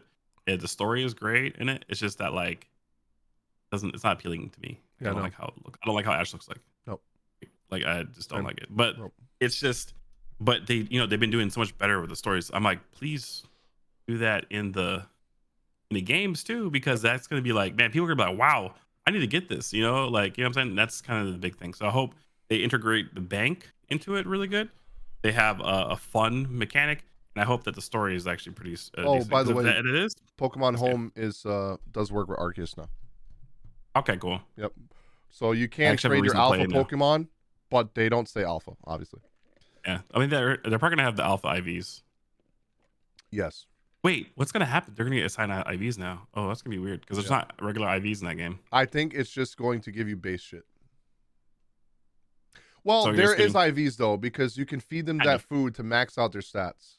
Oh, but their IVs, their stats are like leveled. Yeah. It's like Dark Souls. I levels. assume that it's going to just automatically like calculate shit. I don't know. They probably have. You know what? Because as long as I can breed it, I don't really care about the IVs that much. Yep. Just I'll have a 6 IV Ditto that I got from fucking Japan somehow, and I mean, I already have those on my Sword and Shield. I was competitive as shit. Yep. Same. Still calling it, guys. While we did that league, I was undefeated for like 4 months as a rock type gym leader. That's it. I only had rock. You bring what you needed to bring. Dude, but rock has a lot of good types, man. Oh, actually, no. Sword and Shield's rocks like selection before they had the home was horrible. Yeah, Sword and Shield rock types are AF. They're AF. Including evolutions, I had 12 Pokemon to choose from. Yeah. Oh no, it was 14 Pokemon. I had like nothing, but I made those. I think when this comes out, me and you should do some kind of tournament thing in between both our Discords. I think it'd be kind of popular. Yeah. Like everyone will have to be just a certain type, and we'll do a raffle. Right? I'm down to bring back the league. Yeah. And we could just do a raffle, and whoever gets, whatever they get, like water type, because there's so many typings now. Mhm. I think we'll have enough people to do that with. That'd Well, be our fun. league that we had 18 gym leaders because every type had a gym leader. Yep. Then we made an extra gym leader, which is Taj. He was the fossil Yeah, I remember gym Tosh leader. tried getting me to be doing that. He wanted me to be the ghost type. I was like, I don't honestly, bro. I'm sorry. I don't think I have time. I ended up not doing it, but I ended up that is shitting on fun. everybody, bro. That's my That's fun as content. fuck. I had the Brock like scenes, like I was hiding my moves and stuff like that. Like Mhm. it had like Brock like his face like scratched across, or like the Baraka shit. Like I had all that. It was great. That's funny. But yeah, no, this new Pokemon, I'm kind of optimistic about it. But like also, if you're by the time you're listening to this, the pre-order's already up. So if you're trying to pre-order for whatever reason, they're probably Yep. gonna have a double pack or I'm something like going to that. wait. Wait until the console announcement. Yes, because I want to get a new Switch because I still have the base Mhm. Switch. I don't even have the upgraded battery life Switch and software Yep. Switch. I still have the original Switch. So I have the OG. I have the release day maybe they one. come out with an OLED version. A That newer if they OLED? don't have a Switch 2 and maybe they have an OLED Pokemon, I'll probably buy that, honestly. Yeah. But the last thing I think we have for Nintendo news is Xenoblade Chronicles 3. They have a thing showing a flow chart of the Yeah, the two key factions. factions in Xenoblade Chronicles 3 and the main characters. Bruh. I'm excited. I'm huge. Dude, can we talk about the Xenoblade. art on this fucking picture, dude?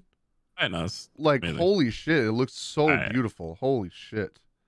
can't wait to look at Why everything. why I does can't the wait to main play this character game. look like Brave Fencer Musashi, dude? He does. He looks like Musashi, dude. He looks so cool. I still think he's Fae, like descendant, and like the Nia. Apparently, they have confirmed that there's a Nia faction. Yep. So for anybody that's Yep. playing This Xenoblade must be Chronicles 2, thousands of years, or like a lot of years in the future from Xenoblade Chronicles 2, is what I'm guessing, because it seems like Just for- she is the ancestor, Nia. well, like I'm gonna to alleviate one of the biggest spoilers of the whole game. There's a reason that she's alive still. Just all I'm gonna say.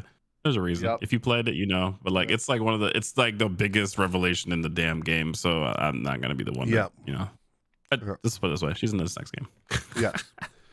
And it looks like a kid that looks like her kid or something. What like I'm that, so. getting from this picture with the faction, I'm getting massive Tales of Arise vibes between Alphen being from the Donans, which is a different race, and then the Renans, which is where Shion is from, and they're from opposing factions, but they end up working together to It's also like stop the war. Fire Emblem game. Yep. Remember that one that had like the 3 versions of the game? I can't remember what it's called. Awakening? No. Yeah, well, Awaken's the third one. Fuck. The one where you get to choose in the beginning which family you want to go Camilla? for, right? Yeah. The one with Camilla. Yeah. That's all. Oh, That's the only Camilla, redeeming yeah. character Oh from the my whole God. thing.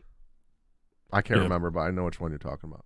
Just Camilla. Fate? That's all. Fates? Yeah, Fates. Fates, there you Yes, go. the Fates Yep. series. Yeah. Yep. So it has the same thing. Where like you're like, oh, this was from one faction, the other one faction, and you Yep. you know whatever. So Looks really good.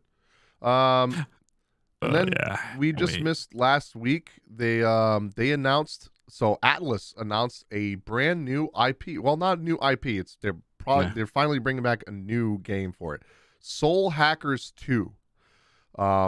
Dude, this looks like it's being made with the same engine for Persona 5. It looks fucking incredible. Oh Actually, my God, it looks so good. kind of looks better than Persona 5 a little bit. Well, it has better shading. Yeah. You can tell they're using like the new graphic settings. From Yeah, the because Series it's X going to and be the on PS5. Yeah, and Persona Yeah. wasn't on PS5. It was on PS4. So, and like just thinking about that now, like the fact that Persona 5 looked that good on PS4, dude, I can't even imagine what it looked like on a PS5 or PC. And they're also dropping on PC at the same time on August 26th. Yep, August This year. 26th, Soul Hackers 2 will be coming out PlayStation 5, PS4, Xbox. So yes, Xbox fans, Oh, you know what? you will get that much closer to having Persona on your system. For once, that's cute. Imagine being an X. Never mind. Not on the Switch though. It's not coming out on the Switch. I'm glad because that would look Awful on completely the bad. Switch. Yep. I'm sorry. Yep. Like that game has too many graphical. Like if you look at it, like the whole thing is visual effects. Yep. Like the Switch would actually melt. And it is going to be turn-based. I can't wait. It looks okay. So just for clarification for people that follow the SMT, which is a Shin Megami Tensei line. So you have like SMT, which is Shin Megami Tensei, and they have like offshoots. They have a thing called Devil Summoners. They have Persona. They have like just a bunch of little things. You know what this one reminds me of? The Idle one from on the Switch. The Fate collab one. Fuck is it I called? can't remember the name. I don't know about. I'm gonna look it up now. But they also have the Apocalypse series and all that shit Yep. like that. So this is Devil Summoners, which Devil Summoners, the whole thing was like it's big on like the demons that you get and also stuff like that. But they're adding characters to be like the main focus in this one, where you fight with the characters instead of the demons. So this one dropped Devil Summoners in the name. So people are Yes. like Atlas is very big about what is in the name. So when you look at the name of the game, like you will know exactly what game it is. They're very big on that. Same thing with he's so Fucking seasoned. allergies, dude. It's the same thing with like Persona, for example, because it used to be called Shin Megami Tensei Persona, and they stopped because they wanted to separate it. They're like there's certain mechanics that they don't want to have from it. So this one right here is Soul Hackers 2. Is standalone Soul Hackers 2. No longer Devil Summoners Soul Hackers, which was the previous game. Yep. Which was focusing on the demons that you got. Yep. But this one's going to be on the characters. And it also, they confirmed. You want to say it? Yeah, we're gonna see Persona 5 characters in the game And as DLC. right, by the way, if you didn't play Persona 5 to the end, there's a hell of a spoiler in that. Yeah, dude. Holy shit. I was like, thank God I already four beat this game. Holy shit. You didn't beat the game though, did you? I didn't beat the game. I fought that person though. I remember the name of the game that it reminds me of exactly. Tokyo Mirage Sessions. Yes. Honestly, the combat in that game is so fucking good. I hope that it plays like that. So Actually, they do like, I don't know if you've seen gameplay. I'll show you after the podcast.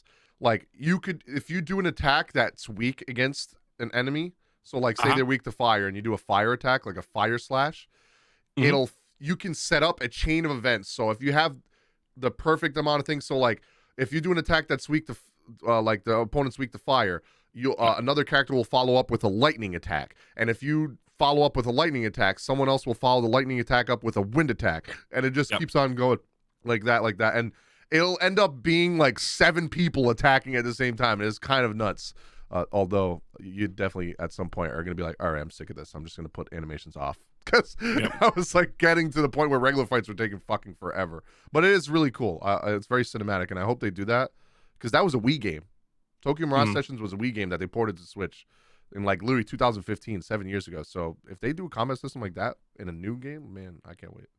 It's gonna be kind of cool too, because like so the DLC. Okay, disclaimer: Atlas Games sells all their DLC money. Okay, like just like Arc Systems does the same thing. Yep. So I'm generally, if you're really big on I want to get all the DLC, you're gonna spend $120. Want to get all these nuts? $120 at least.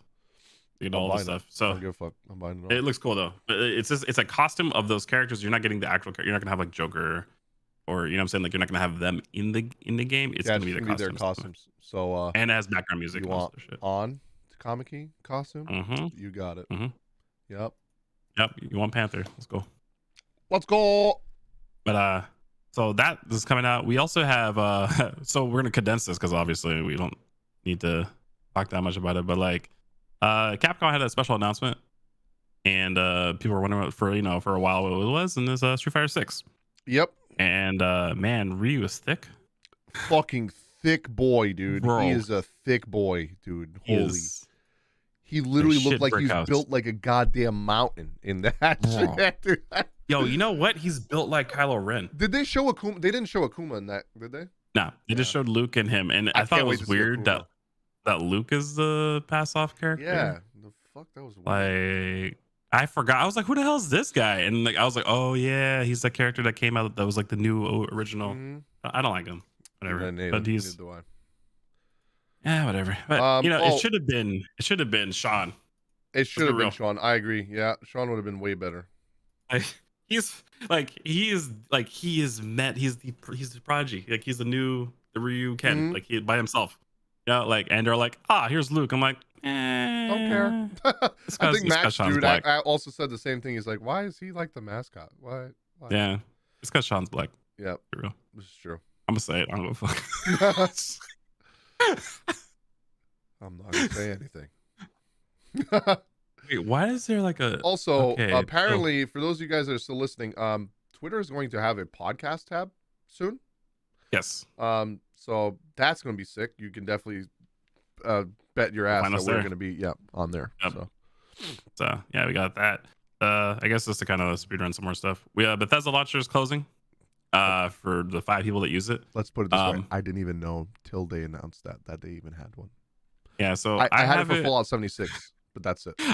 Well, so for people that bought the Fallout 76 on the release, or if you pre-ordered it, they did an apology thing and they gave like a bunch of free like Fallout old games, like the original Fallout, Fallout 2, like give it to me on Steam stuff. instead. And well, the thing is, if you have those games on the launcher, you can like connect your account and it'll give you all those games on Steam. That's pretty much. So that's kind of the thing. So the launcher then to do that. Yeah, I'm literally gonna connect it.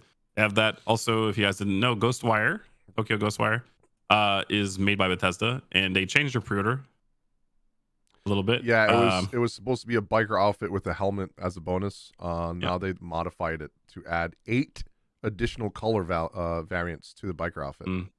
Well, it's because they made that pre-order thing in-game thing without the helmet. So they're like, they felt bad. So they're like, hey, if you want to cancel your pre-orders, you can, blah, blah, blah. Yep. Which doesn't happen very often, but that's a thing. I think they're like super, Bethesda's like really, tiptoeing. Keep in mind, it's only customers outside of Australia and New Zealand. So they are still getting fucked. Well, because they don't allow refunds there. They don't allow refunds at all, which is. And their games are expensive. Yeah. Like it's like $100 for a $6 game there. Yeah, for a deluxe edition, it's like $120. Yeah. Crazy. It's bad. So we got that. We got the Valorant console game. Yep. Apparently. Kazoon tight. See, I'm not the only one sneezing. Fucking hell. No, I've been fighting these sneezes all the time. Me too. I've been. Yeah, I'm like just shaking my face to make sure I'm not sneezing. But yeah, so apparently, Valorant is looking for Riot is looking for a console dev, like producer. So they're gonna be doing that coming up here pretty soon. Bless you. Oh man. So they got that happening. And speaking of shooters, Halo is getting season 2, and they're bringing back a really cool map, like the map. They're bringing it. You know what I'm talking about? Yep. All the Halo fans. The map that they put in literally every Halo game. It was one of the best MLG maps that they could have possibly ever created. I literally saw the picture of the ramps. Fucking Halo Infinite maps suck dick. Some of them, yeah. There's like one map I think I like. There's like 2 I like. Yeah, most there's like 2 I liked. Fucking suck dick. They suck. They did some like weird stuff. But Can we like, fucking bring back 3-lane maps, please? Well, that's what that one is. Yeah, that's what I'm saying. But like, I mean, for new, like when you make a new game, Call of Duty, Battlefield, all you motherfuckers, can we make 3 lanes a thing again? Why is there 3 lanes, but also like I can come at you from the bottom and the top and 5 million windows on the way to the end of the 3rd lane? Like, bro, please stop. I'd rather get fucking camped at the end of a hallway, 1 lane, than have people jump on me from 20 different directions. It's so stupid. That's crazy. But that's, So they're doing that. They're bringing in the old maps, which is kind of cool that they're doing that. They're bringing a new map, the new big team battle. And then they're bringing back a last Spartan standing mode. Sounds cool. So pretty much like survival. It's literally just like one life. Free for all. One Battle Royale mode. Yeah. Actually. Technically, yes. And they're bringing back King of the Hill too. So that's fun. King of the Hill. Yep. Oh yeah. Oh shit. I forgot one thing I stepped over. So Capcom is also doing a Capcom Fighters collection. Yep. Oh, buddy. They're coming. Darkstalkers is finally coming. We're getting Darkstalkers. We're getting Night Warriors, right? All right. They're going to do Vampire Hunter 2, Vampire Savior games, 1 and 2. These are some lit games. Dude, Street Fighter 2 Hyper Anniversary. That is one of the best Street Fighter games ever created. I'm not gonna lie. Fei Long. That's all I'm gonna say. Yep. That's when I became a Fei Long and a Cammy main. Yep. Bringing Red Earth, Super Gem Fighter Mini Mix, Cyberbots, and Street Fighter 2 Turbo. Or Super Street Fighter 2 Turbo. Which I have that still. Stick around, guys. If you're still listening towards the end, we are going to talk speedrun about a couple of mobile. I know a lot of people like the mobile titles. I have some stuff. I don't think we added it to our doc list, but as soon as I say them, Junior's going to know exactly what I'm talking about. So we'll talk about them in a second. So we got that. So that's going to be a cool collection to come out. If you want to play Darkstalkers, it's also on Steam. So, I'm just saying, that's why I'm gonna pick it up. So if you guys are trying to play some games, some old school ones, I'm looking forward to the Gem Fighter. That's fun. Yes, dude, that looks so That's good. fun. It's a Tetris game. That's a fighting game. It's cool. Hmm. They got that. They did some PlayStation stuff.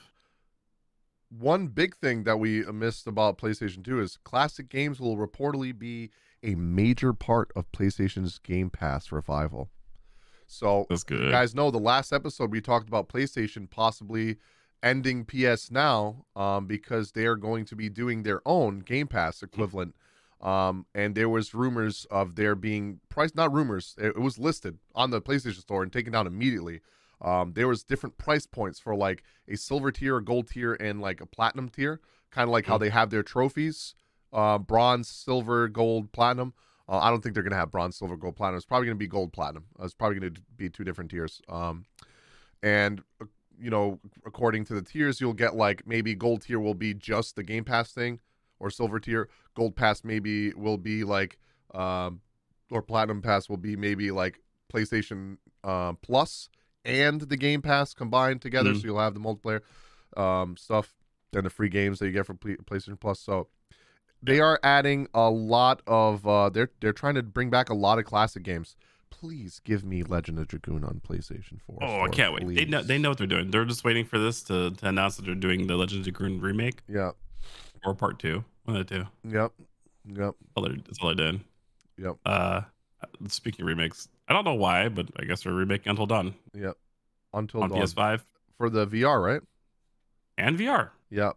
I'm gonna poop myself. I'm gonna be honest with you. I don't think PlayStation VR 2 is coming out this year. We haven't seen enough of it. If it does, it'll be holiday. Yeah, it's gonna be a Christmas release. 100%. Yeah, but if they don't show anything by like fall, I highly doubt we're getting anything. Well, they showed off this is a new thing they just did too. They just did a whole blog on it.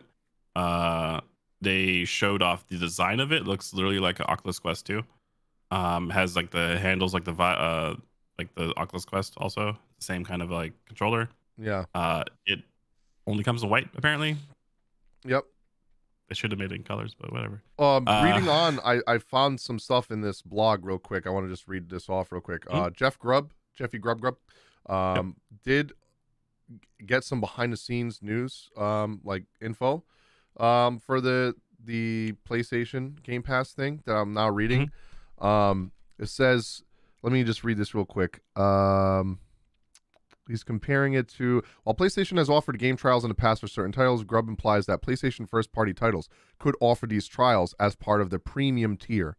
Grubb continued, you'll also get classic games and streaming as part of this tier. None of the other tiers will have cloud streaming. You'll also get classic games. He then explained, I don't know what classic games means, but I do know that it's a major part of this premium tier. So you have game trials, classic games, and streaming on this premium tier. PlayStation has been the notable exception in the recent years when it comes to providing access to its huge back catalog of modern titles, while Xbox users can play certain games from as far back as original Xbox, like Fable, Halo, all that stuff. For the extra tier, you'll get a downloadable game catalog. Anything on PS Now that was downloadable seems like it would be in here, which Grubb has heard includes over 250 to 300 other games. You don't get cloud streaming, but you do get 300 games you can download. PlayStation Now currently offers players hundreds of PS3 and PS4 games to stream, with PlayStation 4 games being available for download. PlayStation 3 games can only be currently played via streaming, but that may change in the future. Essential is the PS Plus with the monthly games, like I was saying. Like, you're probably going to get PS Plus with this shit. And then there's probably going to be annual memberships too, where you can pay for the whole year instead of because if you guys remember, I don't know if we touched on it last time, but they removed PS Now cards off of retail. I think we did cover it. But yeah, you can't even buy the cards for PS Now. So they're completely getting rid of that, and they're probably going to have a new PS like Game Pass thing that you can buy. Because Xbox does have a Game Pass card that you can buy physically, right? If I'm wrong? You can still get it. It's just there's no point. Like, you can just get it online. Yeah, I think it's for parents and stuff that want to get gifts. No. Like, it's like you just get the Game Pass thing. No, that's what I'm saying. I think they sell like the actual Game Pass as a physical card that you can buy in GameStop. Yeah, about that for my dad. Yeah. Just because I wanted to physically. So they're probably going to replace the PS Now ones with like a PS Game Pass thing if they do that. So that's pretty cool. My dad plays Halo every day. Yeah. every single. Let me be Literally every honest day. with you. I hope they add more games than what's on PS Now, because what they have on PS Now right now is like, there's a lot of cool stuff you get for ones. Like free. they got Trails of Cold Steel. They got a lot of the Atelier, a lot of Atelier games. They have a lot of Yep. JRPGs on here. But I would like to see stuff like older Crash Bandicoot games, older Ratchet and Clank games, Spyro, Brave Fencer Musashi, Legends of Dragoon, Chrono Trigger. Ooh. I would love to see like those fucking games. Like, Well, they did in said they're adding classic libraries, so yeah, like they're gonna so be. I think what they're gonna take that PS1, PS2 already library that they have for I like the Vita, think they're gonna and they're do gonna add something that. equivalent to the Nintendo Switch Online thing. Probably, I can see that. I Yeah, mean, they have which they is have a couple cloud. that. It's cloud gaming, right? For the Switch Online, right? It's cloud gaming. You don't No, actually download the game. You go on Nintendo Switch Online and you just play from there, right? no, I think. It's been so long since I've done it, but the Okay, last, put it this way: the way it plays, it doesn't feel like cloud gaming, yeah, especially with yeah, Nintendo. and So, on PlayStation, I feel like PlayStation. I mean, we've done remote play. Like, uh, I think that they're probably going to be one of the best cloud systems. Xbox cloud system is pretty good, probably better than PlayStation. But with PlayStations, I don't really see that much of it. I've played. How I got into Trails of Cold Steel was PS Now. I saw it on there, and you can only play it through stream, and it's a turn-based game. So I'm like, okay. I literally didn't have. I have good internet, so I didn't have any problems doing cloud gaming mhm. at all. It literally felt like I was playing a game that I downloaded on my PC, on my PlayStation. I mean, so Yeah.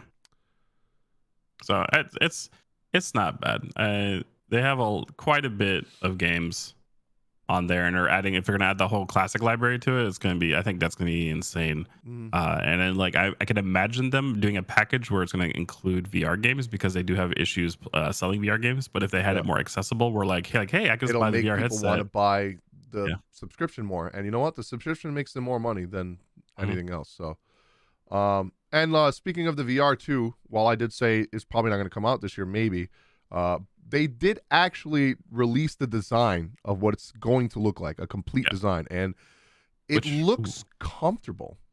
yeah, like I said, it Actually, looks like the Quest 2. yeah, It looks exactly like I the Quest 2. like the controllers, man. The controllers look Mm-hmm. nice. I can punch away with them. Yeah, like you literally hold them like you're holding like a fucking yeah. Yeah, Don't like come near me you're, if I'm fucking in my yeah, room and you're in my fucking house my hanging out. space. Don't fucking come in here because I might just fucking Catch lay these you the hands. fuck out. I've seen Okay. someone actually do that by accident on TikTok to his girlfriend, like literally punch her in the face. Oh, Fucked I up. do want to point out one thing. I was watching TV yesterday, right? And I was watching a Taco Bell commercial came on, like a new one. Yep. The kid in the damn commercial Oh, had a PSVR 2 on it yep. on. Yep. So I really do think it's gonna come out this Yeah. year. Maybe it'll come First out Taco Bell holiday. usually Yeah. gets them out. Because Taco Bell usually does like the video game like release giveaway stuff Yeah. to boost their sales. So I'm pretty sure they're gonna have like a special PSVR Honestly, giveaway at if Taco they Bell. do a state of play like they did last year or the year Mhm. before that, where it's like a state of play specifically just for new VR titles, I will 100% believe it's coming out this year, because then games sell consoles. All right, it's Mhm. a given. It's been proven over. I mean, just look at the fucking PlayStation versus Xbox sales, and you'll Yep. see like PlayStation literally tripled or almost quadrupled sales compared to Xbox. Let's put it this way: if you go to a Best Buy right now, I bet you'll find an Xbox on the shelf, but you ain't finding a PlayStation 5. Not at all. That's true. It's not Yeah. possible.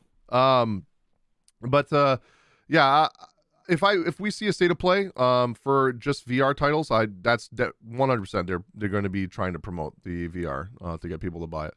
Last two Sony things. We'll blast through this kind of quickly. So Sony did a thing for Forbidden West. If you get a Awesome. certain trophy called what's the trophy called It's again? called Reach the Dawn, which is actually one of the early trophies you get for doing main story. I already got that trophy. Sony will plant a tree for everyone who gets a specific Horizon Forbidden West trophy, and that's the tree. So as you guys know, I mean, over the years with global warming and all that, and the Earth's population has been growing, we've been cutting down a lot of trees. A lot of the rainforest, Brazilian rainforest, is like fucking 70-80% gone now, and so this is like a project of them, like, just planting some trees to help the environment. And if you guys, especially for California, there's been a lot of wildfires, and it is pretty expensive to do this. So if you guys are playing Forbidden West, make sure you go get that trophy so you can help. It's cool. It's like you're playing a game, but you're also helping the world. not Yeah. only in Horizon's world but real world. I feel good. Yeah. So it's a feel good trophy. It's a feels good man trophy. Now, not feels so good man is Gran Turismo 7, giving you microtransactions that are probably the most egregious and worst things in microtransactions I've ever seen in my life. You like the shiny, very fast luxury cars that are in Gran Turismo that you grinded so hard to get your driver license up to be able to buy them. Guess what? Some of them are up to $40 for a single car. Not a season pass for like 20 cars and maps. No, one car. One car is like almost $40. Yeah. So if you want to get like a Koenigsegg or a freaking Bugatti Veyron or something like that, $40. Like actually dollars in your like from your wallet. You have to go buy that one car. Yeah. Let's put it this way. There's also like if you want to use microtransactions to buy credits, because you can buy credits in the game, which I think is fucking stupid. You're playing the game to grind the game, win races, and get money. That's fuck bitches get money. You know, like we trying to win races so we can get our credits up and buy the car. That is the best feeling about a Gran Turismo game. We've won so many first place races, and we finally get enough credits to buy the supercar that we want to get. Or you can just spend $20 and get 2 million credits, which I feel like a lot of people are going to do because they just don't have the time to play these games. And I guess that's why they put this. But it's also kind of like, I don't know, man. These kinds of games I feel like are very casual and should be played at over a long period of time, like over a year. You know, you just casually playing the game. And you're like, oh, I can finally afford this car now. I don't know. Being able to just be like, here's $20. I got the car I want. Oh, cool. I got the car. You know what's going to happen after that happens? You're going to be like, I don't want to play the game anymore, because I already got the car I worked for. Like, so what's the point of playing the game? Like, it's that, and like also the fact that like I don't like they're definitely promoting the whole like, hey man, you can't grind this game, which stupid. That's kind of stupid. Yeah. It's like they're locked because it's not like you can unlock them. They're locked behind a $40 paywall. Yes, agree. That's kind of stupid. That was that the last thing we had before I can touch on the mobile stuff? Well, we have like, so we played Kirby also. Yep. Well, we talked on Kirby already. Did we? Yeah. We talked about Kirby right before Pokemon. Did we talk about swimming?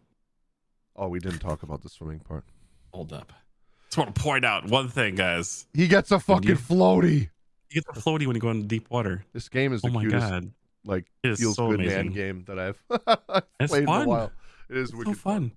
You guys can download it right now. Go to Nintendo Switch, on your Switch, whatever. Go to the store. You can go to Kirby, and you can actually download the demo for it. So if you want to play that. Also, speaking of demos, you can download. Try this out. Triangle Strategy. You can get the demo. If play you up do the to demo, chapter 3. Yeah, and it actually transfers over. And on top of that, Triangle Strategy was completely killing it in reviews. Like everybody 9.5 out of 10s, 10 out of 10s. Bruh. Some people rating it It's so 8. good. I'm assuming those people never played strategy games before in their life, or JRPGs, so that's probably why I didn't like it too much. Or there's hypercritical because it's like, it's not this could have been tactics. Okay. Open up Epic 7 right now. This new figure, bro. Oh, yeah, I saw it. Yeah. I need it. Anime figure alert. So speaking of mobile games, Epic 7 has, that's has Jacko coming, right? But also, so there's a Guilty Gear collab, and they're bringing Jacko, so you're gonna be seeing that Jacko pose. You know what I'm saying, that'd be great. I'm literally gonna probably, I don't want to say I'm a triple S-er.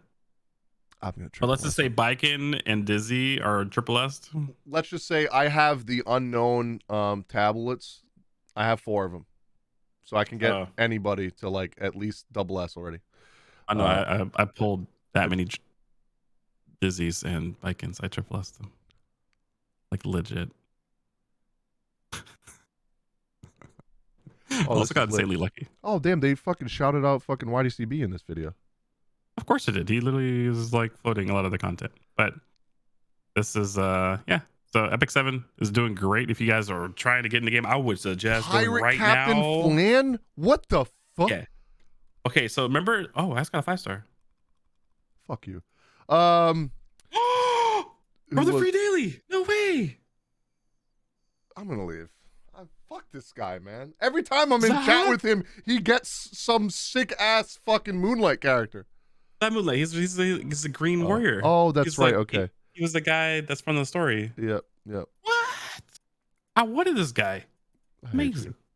Love this game. Best game ever. You know who my daily was the other day? It was fucking the girl with the puppets. Starts with a P. Poultice. Poultice. She's actually good. I already have her though, so it was like my third dupe of her. Oh well, I mean, that's really good. Save them for Bellin if you ever get Bellin. Bookmarks in the shop for me. Nice. Yep. So yeah, we're getting a Guilty Gear collab. They're gonna bring back a lot of the Guilty Gear characters. You're gonna get Baiken. You're gonna get Dizzy. It's probably gonna be in the same banner. They're probably gonna have them on a dual banner or something, and then like have Jacko as her own. Oh no. So they're gonna do separately. No. They have this thing for the limiteds. I hate. So if you're trying to get the old stuff, I'm sorry. They have a triple banner. They're gonna put all the characters on the banner together. It is split 3 ways. They have a pity where you have to choose. Pity.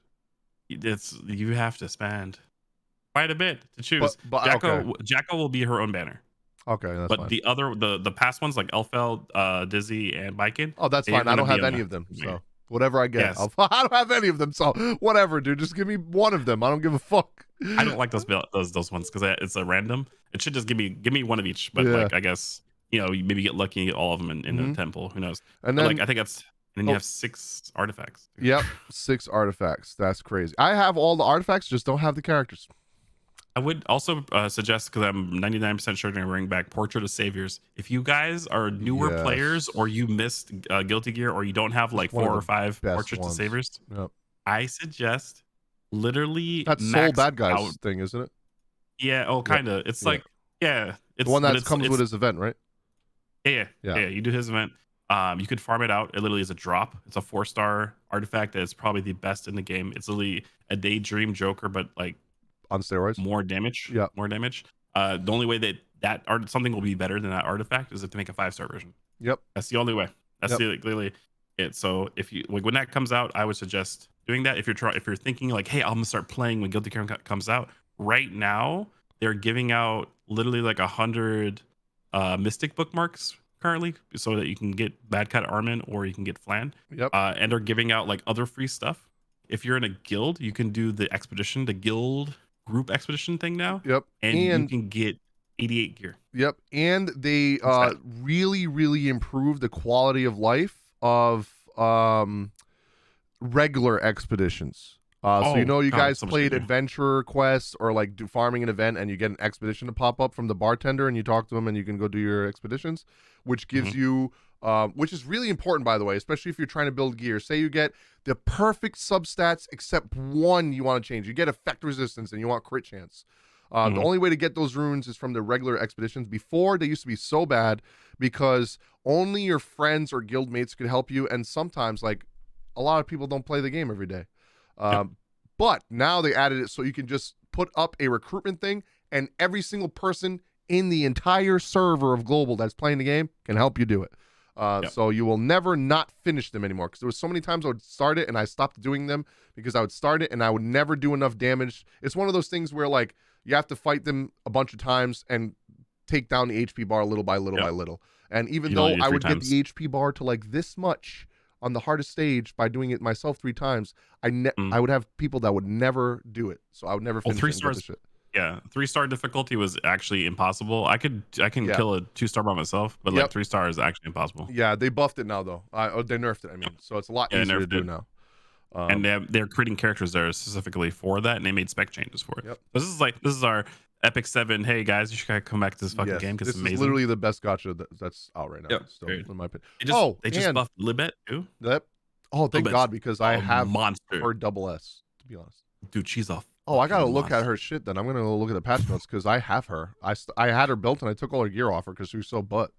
Dude, she's a stripper, isn't she? She is a RB Vildred killer. Yep, that's what it was. And beyond. I do. Yep.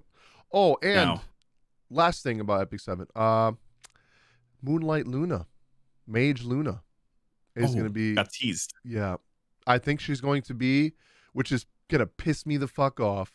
If they're smart, they will not do this. But I think they're probably going to launch it at the same time as Guilty Gear. No, that's not even the part that makes me mad. Please do not make ML Luna, a limited ML. I swear to God, I'm gonna kick one of you motherfuckers in the 100% nuts. she's gonna be. Oh They are my! gonna For fucking. the first time they ever do that. Yep. How the fuck do you even do that? Yep. They better not do that. Yep. Yep. And Oh. she looks amazing. And I think the character in this event that's going on right now, you see that new girl? Oh, I forgot what she was called. Someone posted in my Discord. I think she might be a new 4-star Moonlight that launches with her. That's in her story. Let me go to my Epic 7 channel. So. Oh no, is that another Tenebria? No fucking shot. Yes. The light Tenebria. With the long hair? Yeah. So yeah. So if you people that haven't been in Epic 7 for a little bit, you guys kind of like. Yeah. Oh my god. The blue hair Tenebria. Yeah. So what they started doing in this game is that they started making the opposite ML. So now we have light and dark version of Angelica. And sometimes we have two. Yep. And so like they're doing that with every single one of them. Which is fucked because you know what confused me about this? Tenebria already has a light and dark. No, she doesn't. Yes, she does. She has a fairy tale. She has a offshoot. Yeah, fairy tale is a light version. No, it's blue. Wait, really? Yeah, she's blue. Yeah, I'm using her for PvP right now. Jesus Christ! There's like 4 versions of her now. God damn. Yeah, so like literally, there she is. She's blue. Oh, she is blue. Oh shit. Okay. That's fuck boy. I know. Yeah, go ahead. So like they have like they're making the opposite end MLs now, which you can get through Mystic. So you can actually choose now what if you're going to get a 4-star pity or a 5-star pity on ML. Thank on Mystics. Fucking God. And they're separate counters. I got Armin in 110 pull. I'm so happy. Yeah, and like that doesn't count towards your 5-star. Nope. Guarantee. Nope. It's separate. So good. Quality of life they're doing is fucking amazing in this game. It really is. They're also, amazing. if you've bought packs before in the past, I know I'm promoting buying shit, but like I'm gonna say 2 packs are worth it right now. They have something called a relay summon pack, literally like fucking $5 or $9. You get a multi and 100 mystic medals, and then the next one is $20, $25. You get a moonlight summon, another multi, and 200 mystic medals, and a 4 to 5-star hero ticket. I got a 5-star from that. So you think about it, most games it's $25 just one multi. You're getting a multi, a moonlight summon, a guaranteed 4 or 5-star character, and you're getting 4 pulls for the mystic summon. So the last one I don't think is worth. The last one's $50. It's 400 mystic medals, guaranteed 5-star ticket, 2 ML summons, and then 1 multi. $50. By comparison, Slime for $80 gets you 1 multi and 1 5-star ticket. Yeah. And then you get like the food item that you can farm, which I have like 200 of them. About. Yeah. And then they're also, if you want more leafs, they're doing a burning passion pack. A lot of them, like 10 leaves for $3. 10 stamina refills, $3. 3 refills for $1. So you can get for literally $4 what you spend on coffee, fucking like 13 fucking stamina refills, and they refill a lot now. Because they did raise it probably since the last time you started playing. And then the last thing is they for Sky Stones, they brought back the first purchase thing. So if you've purchased them before in the past and got the double, they brought it back. So they never had that in first place. Oh, they never did? I never had double. So it was the first time they've ever done that. That's why I don't remember, because I went so hard in this game. So if you spend $100 and get the 3,800 Sky Stones, you're going to be getting fucking almost 8,000. You're going to be getting 7,600. So double the value for the same price. Really good. And that's all packs. $2 pack, $5 pack, $10 pack, $30 pack, $50 pack, all that shit. The next game I want to talk about. Remember we were talking about Champions of the Continent, Octopath Traveler. That is coming out very soon. So soon, in fact, that right now, I will leave. I'm going to have to remind myself, but I will leave it in the description down below in the pinned comments. They are doing a closed test right now. All you have to do is pre-register, and you will get an email, and you will be able to play the game, the global version of the game as a play test, which means, and it's going to be a 1 week long. I think it's on the 24th of this month. Let me just double check. Octopath Traveler Continent Beta. Let's see here. Closed beta will begin March 22nd. at 6 p.m. Pacific time, so 9 p.m. Eastern. Doesn't say how long. I wonder if this is a soft launch. I think it's a soft launch. I'm looking because at it right there's now. no end date. I just signed up for it on my phone, and like literally just you roll into it. Yeah. Yep. And all you do is pre-register, Oh. and it's only on the Google Store. It is not on iOS. So if you have an iPhone, you can do it on emulator. You can pre-register for it right now on emulator. I just did. All it does is when you click the link down below that I'm going to leave, it's going to take you to a Google Play website on your PC.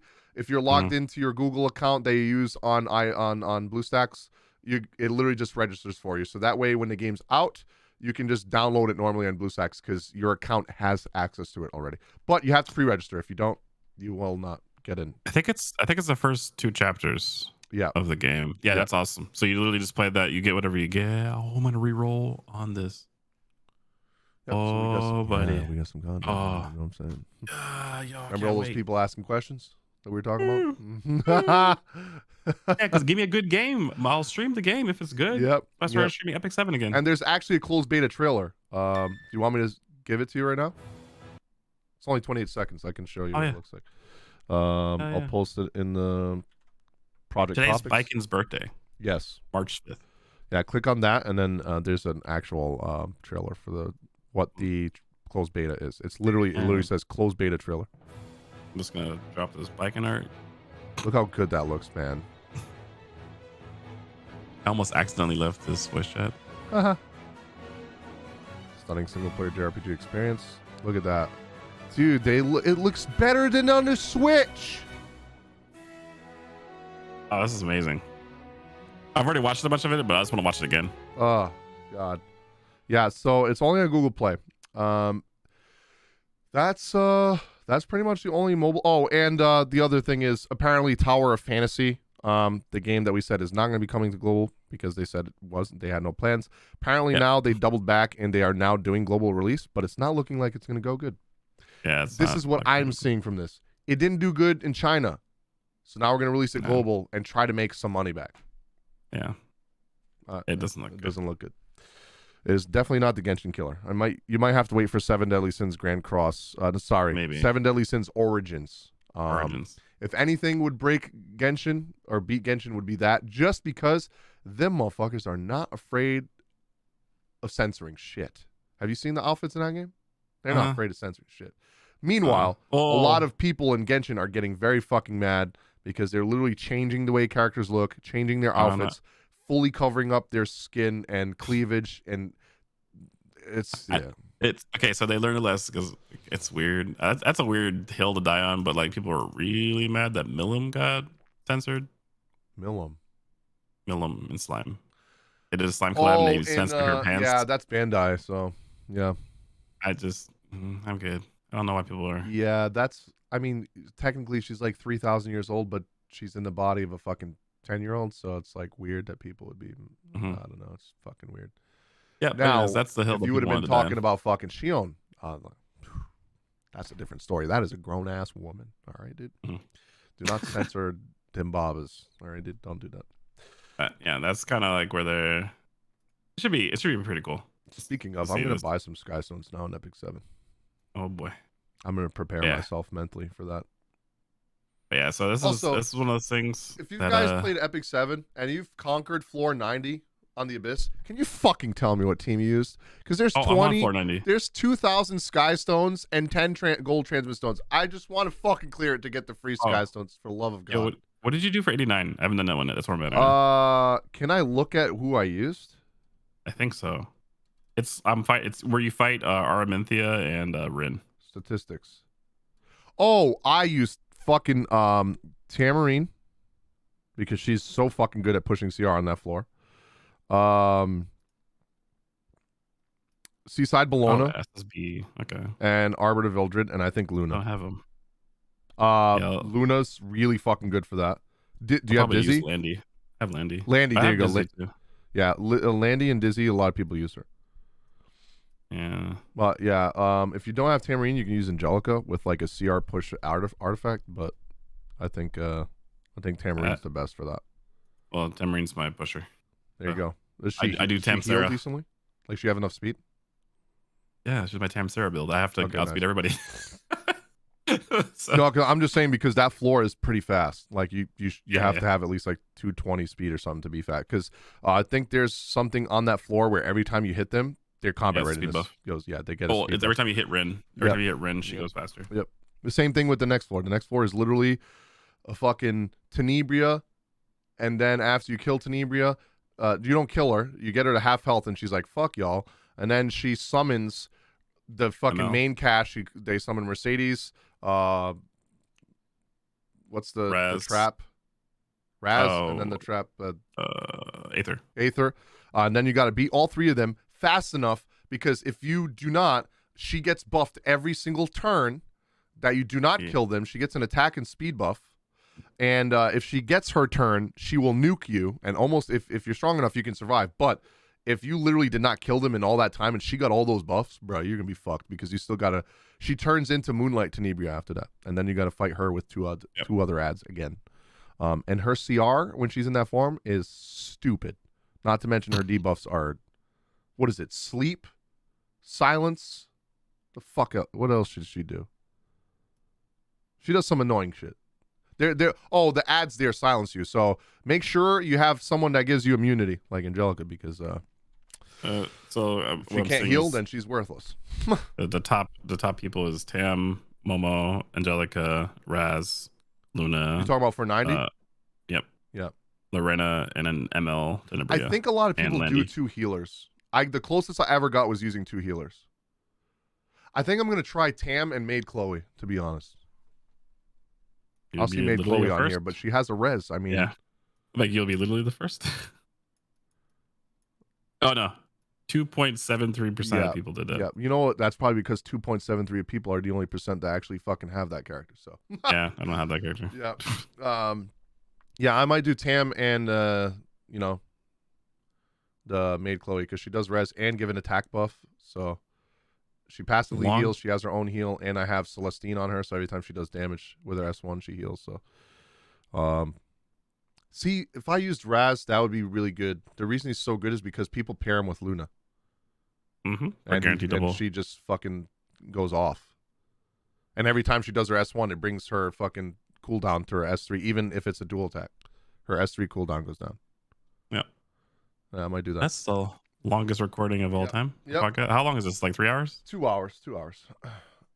Which I knew it was going to be 2 hours, because I'll probably cut that stuff out with that Big 7 stuff, to be honest.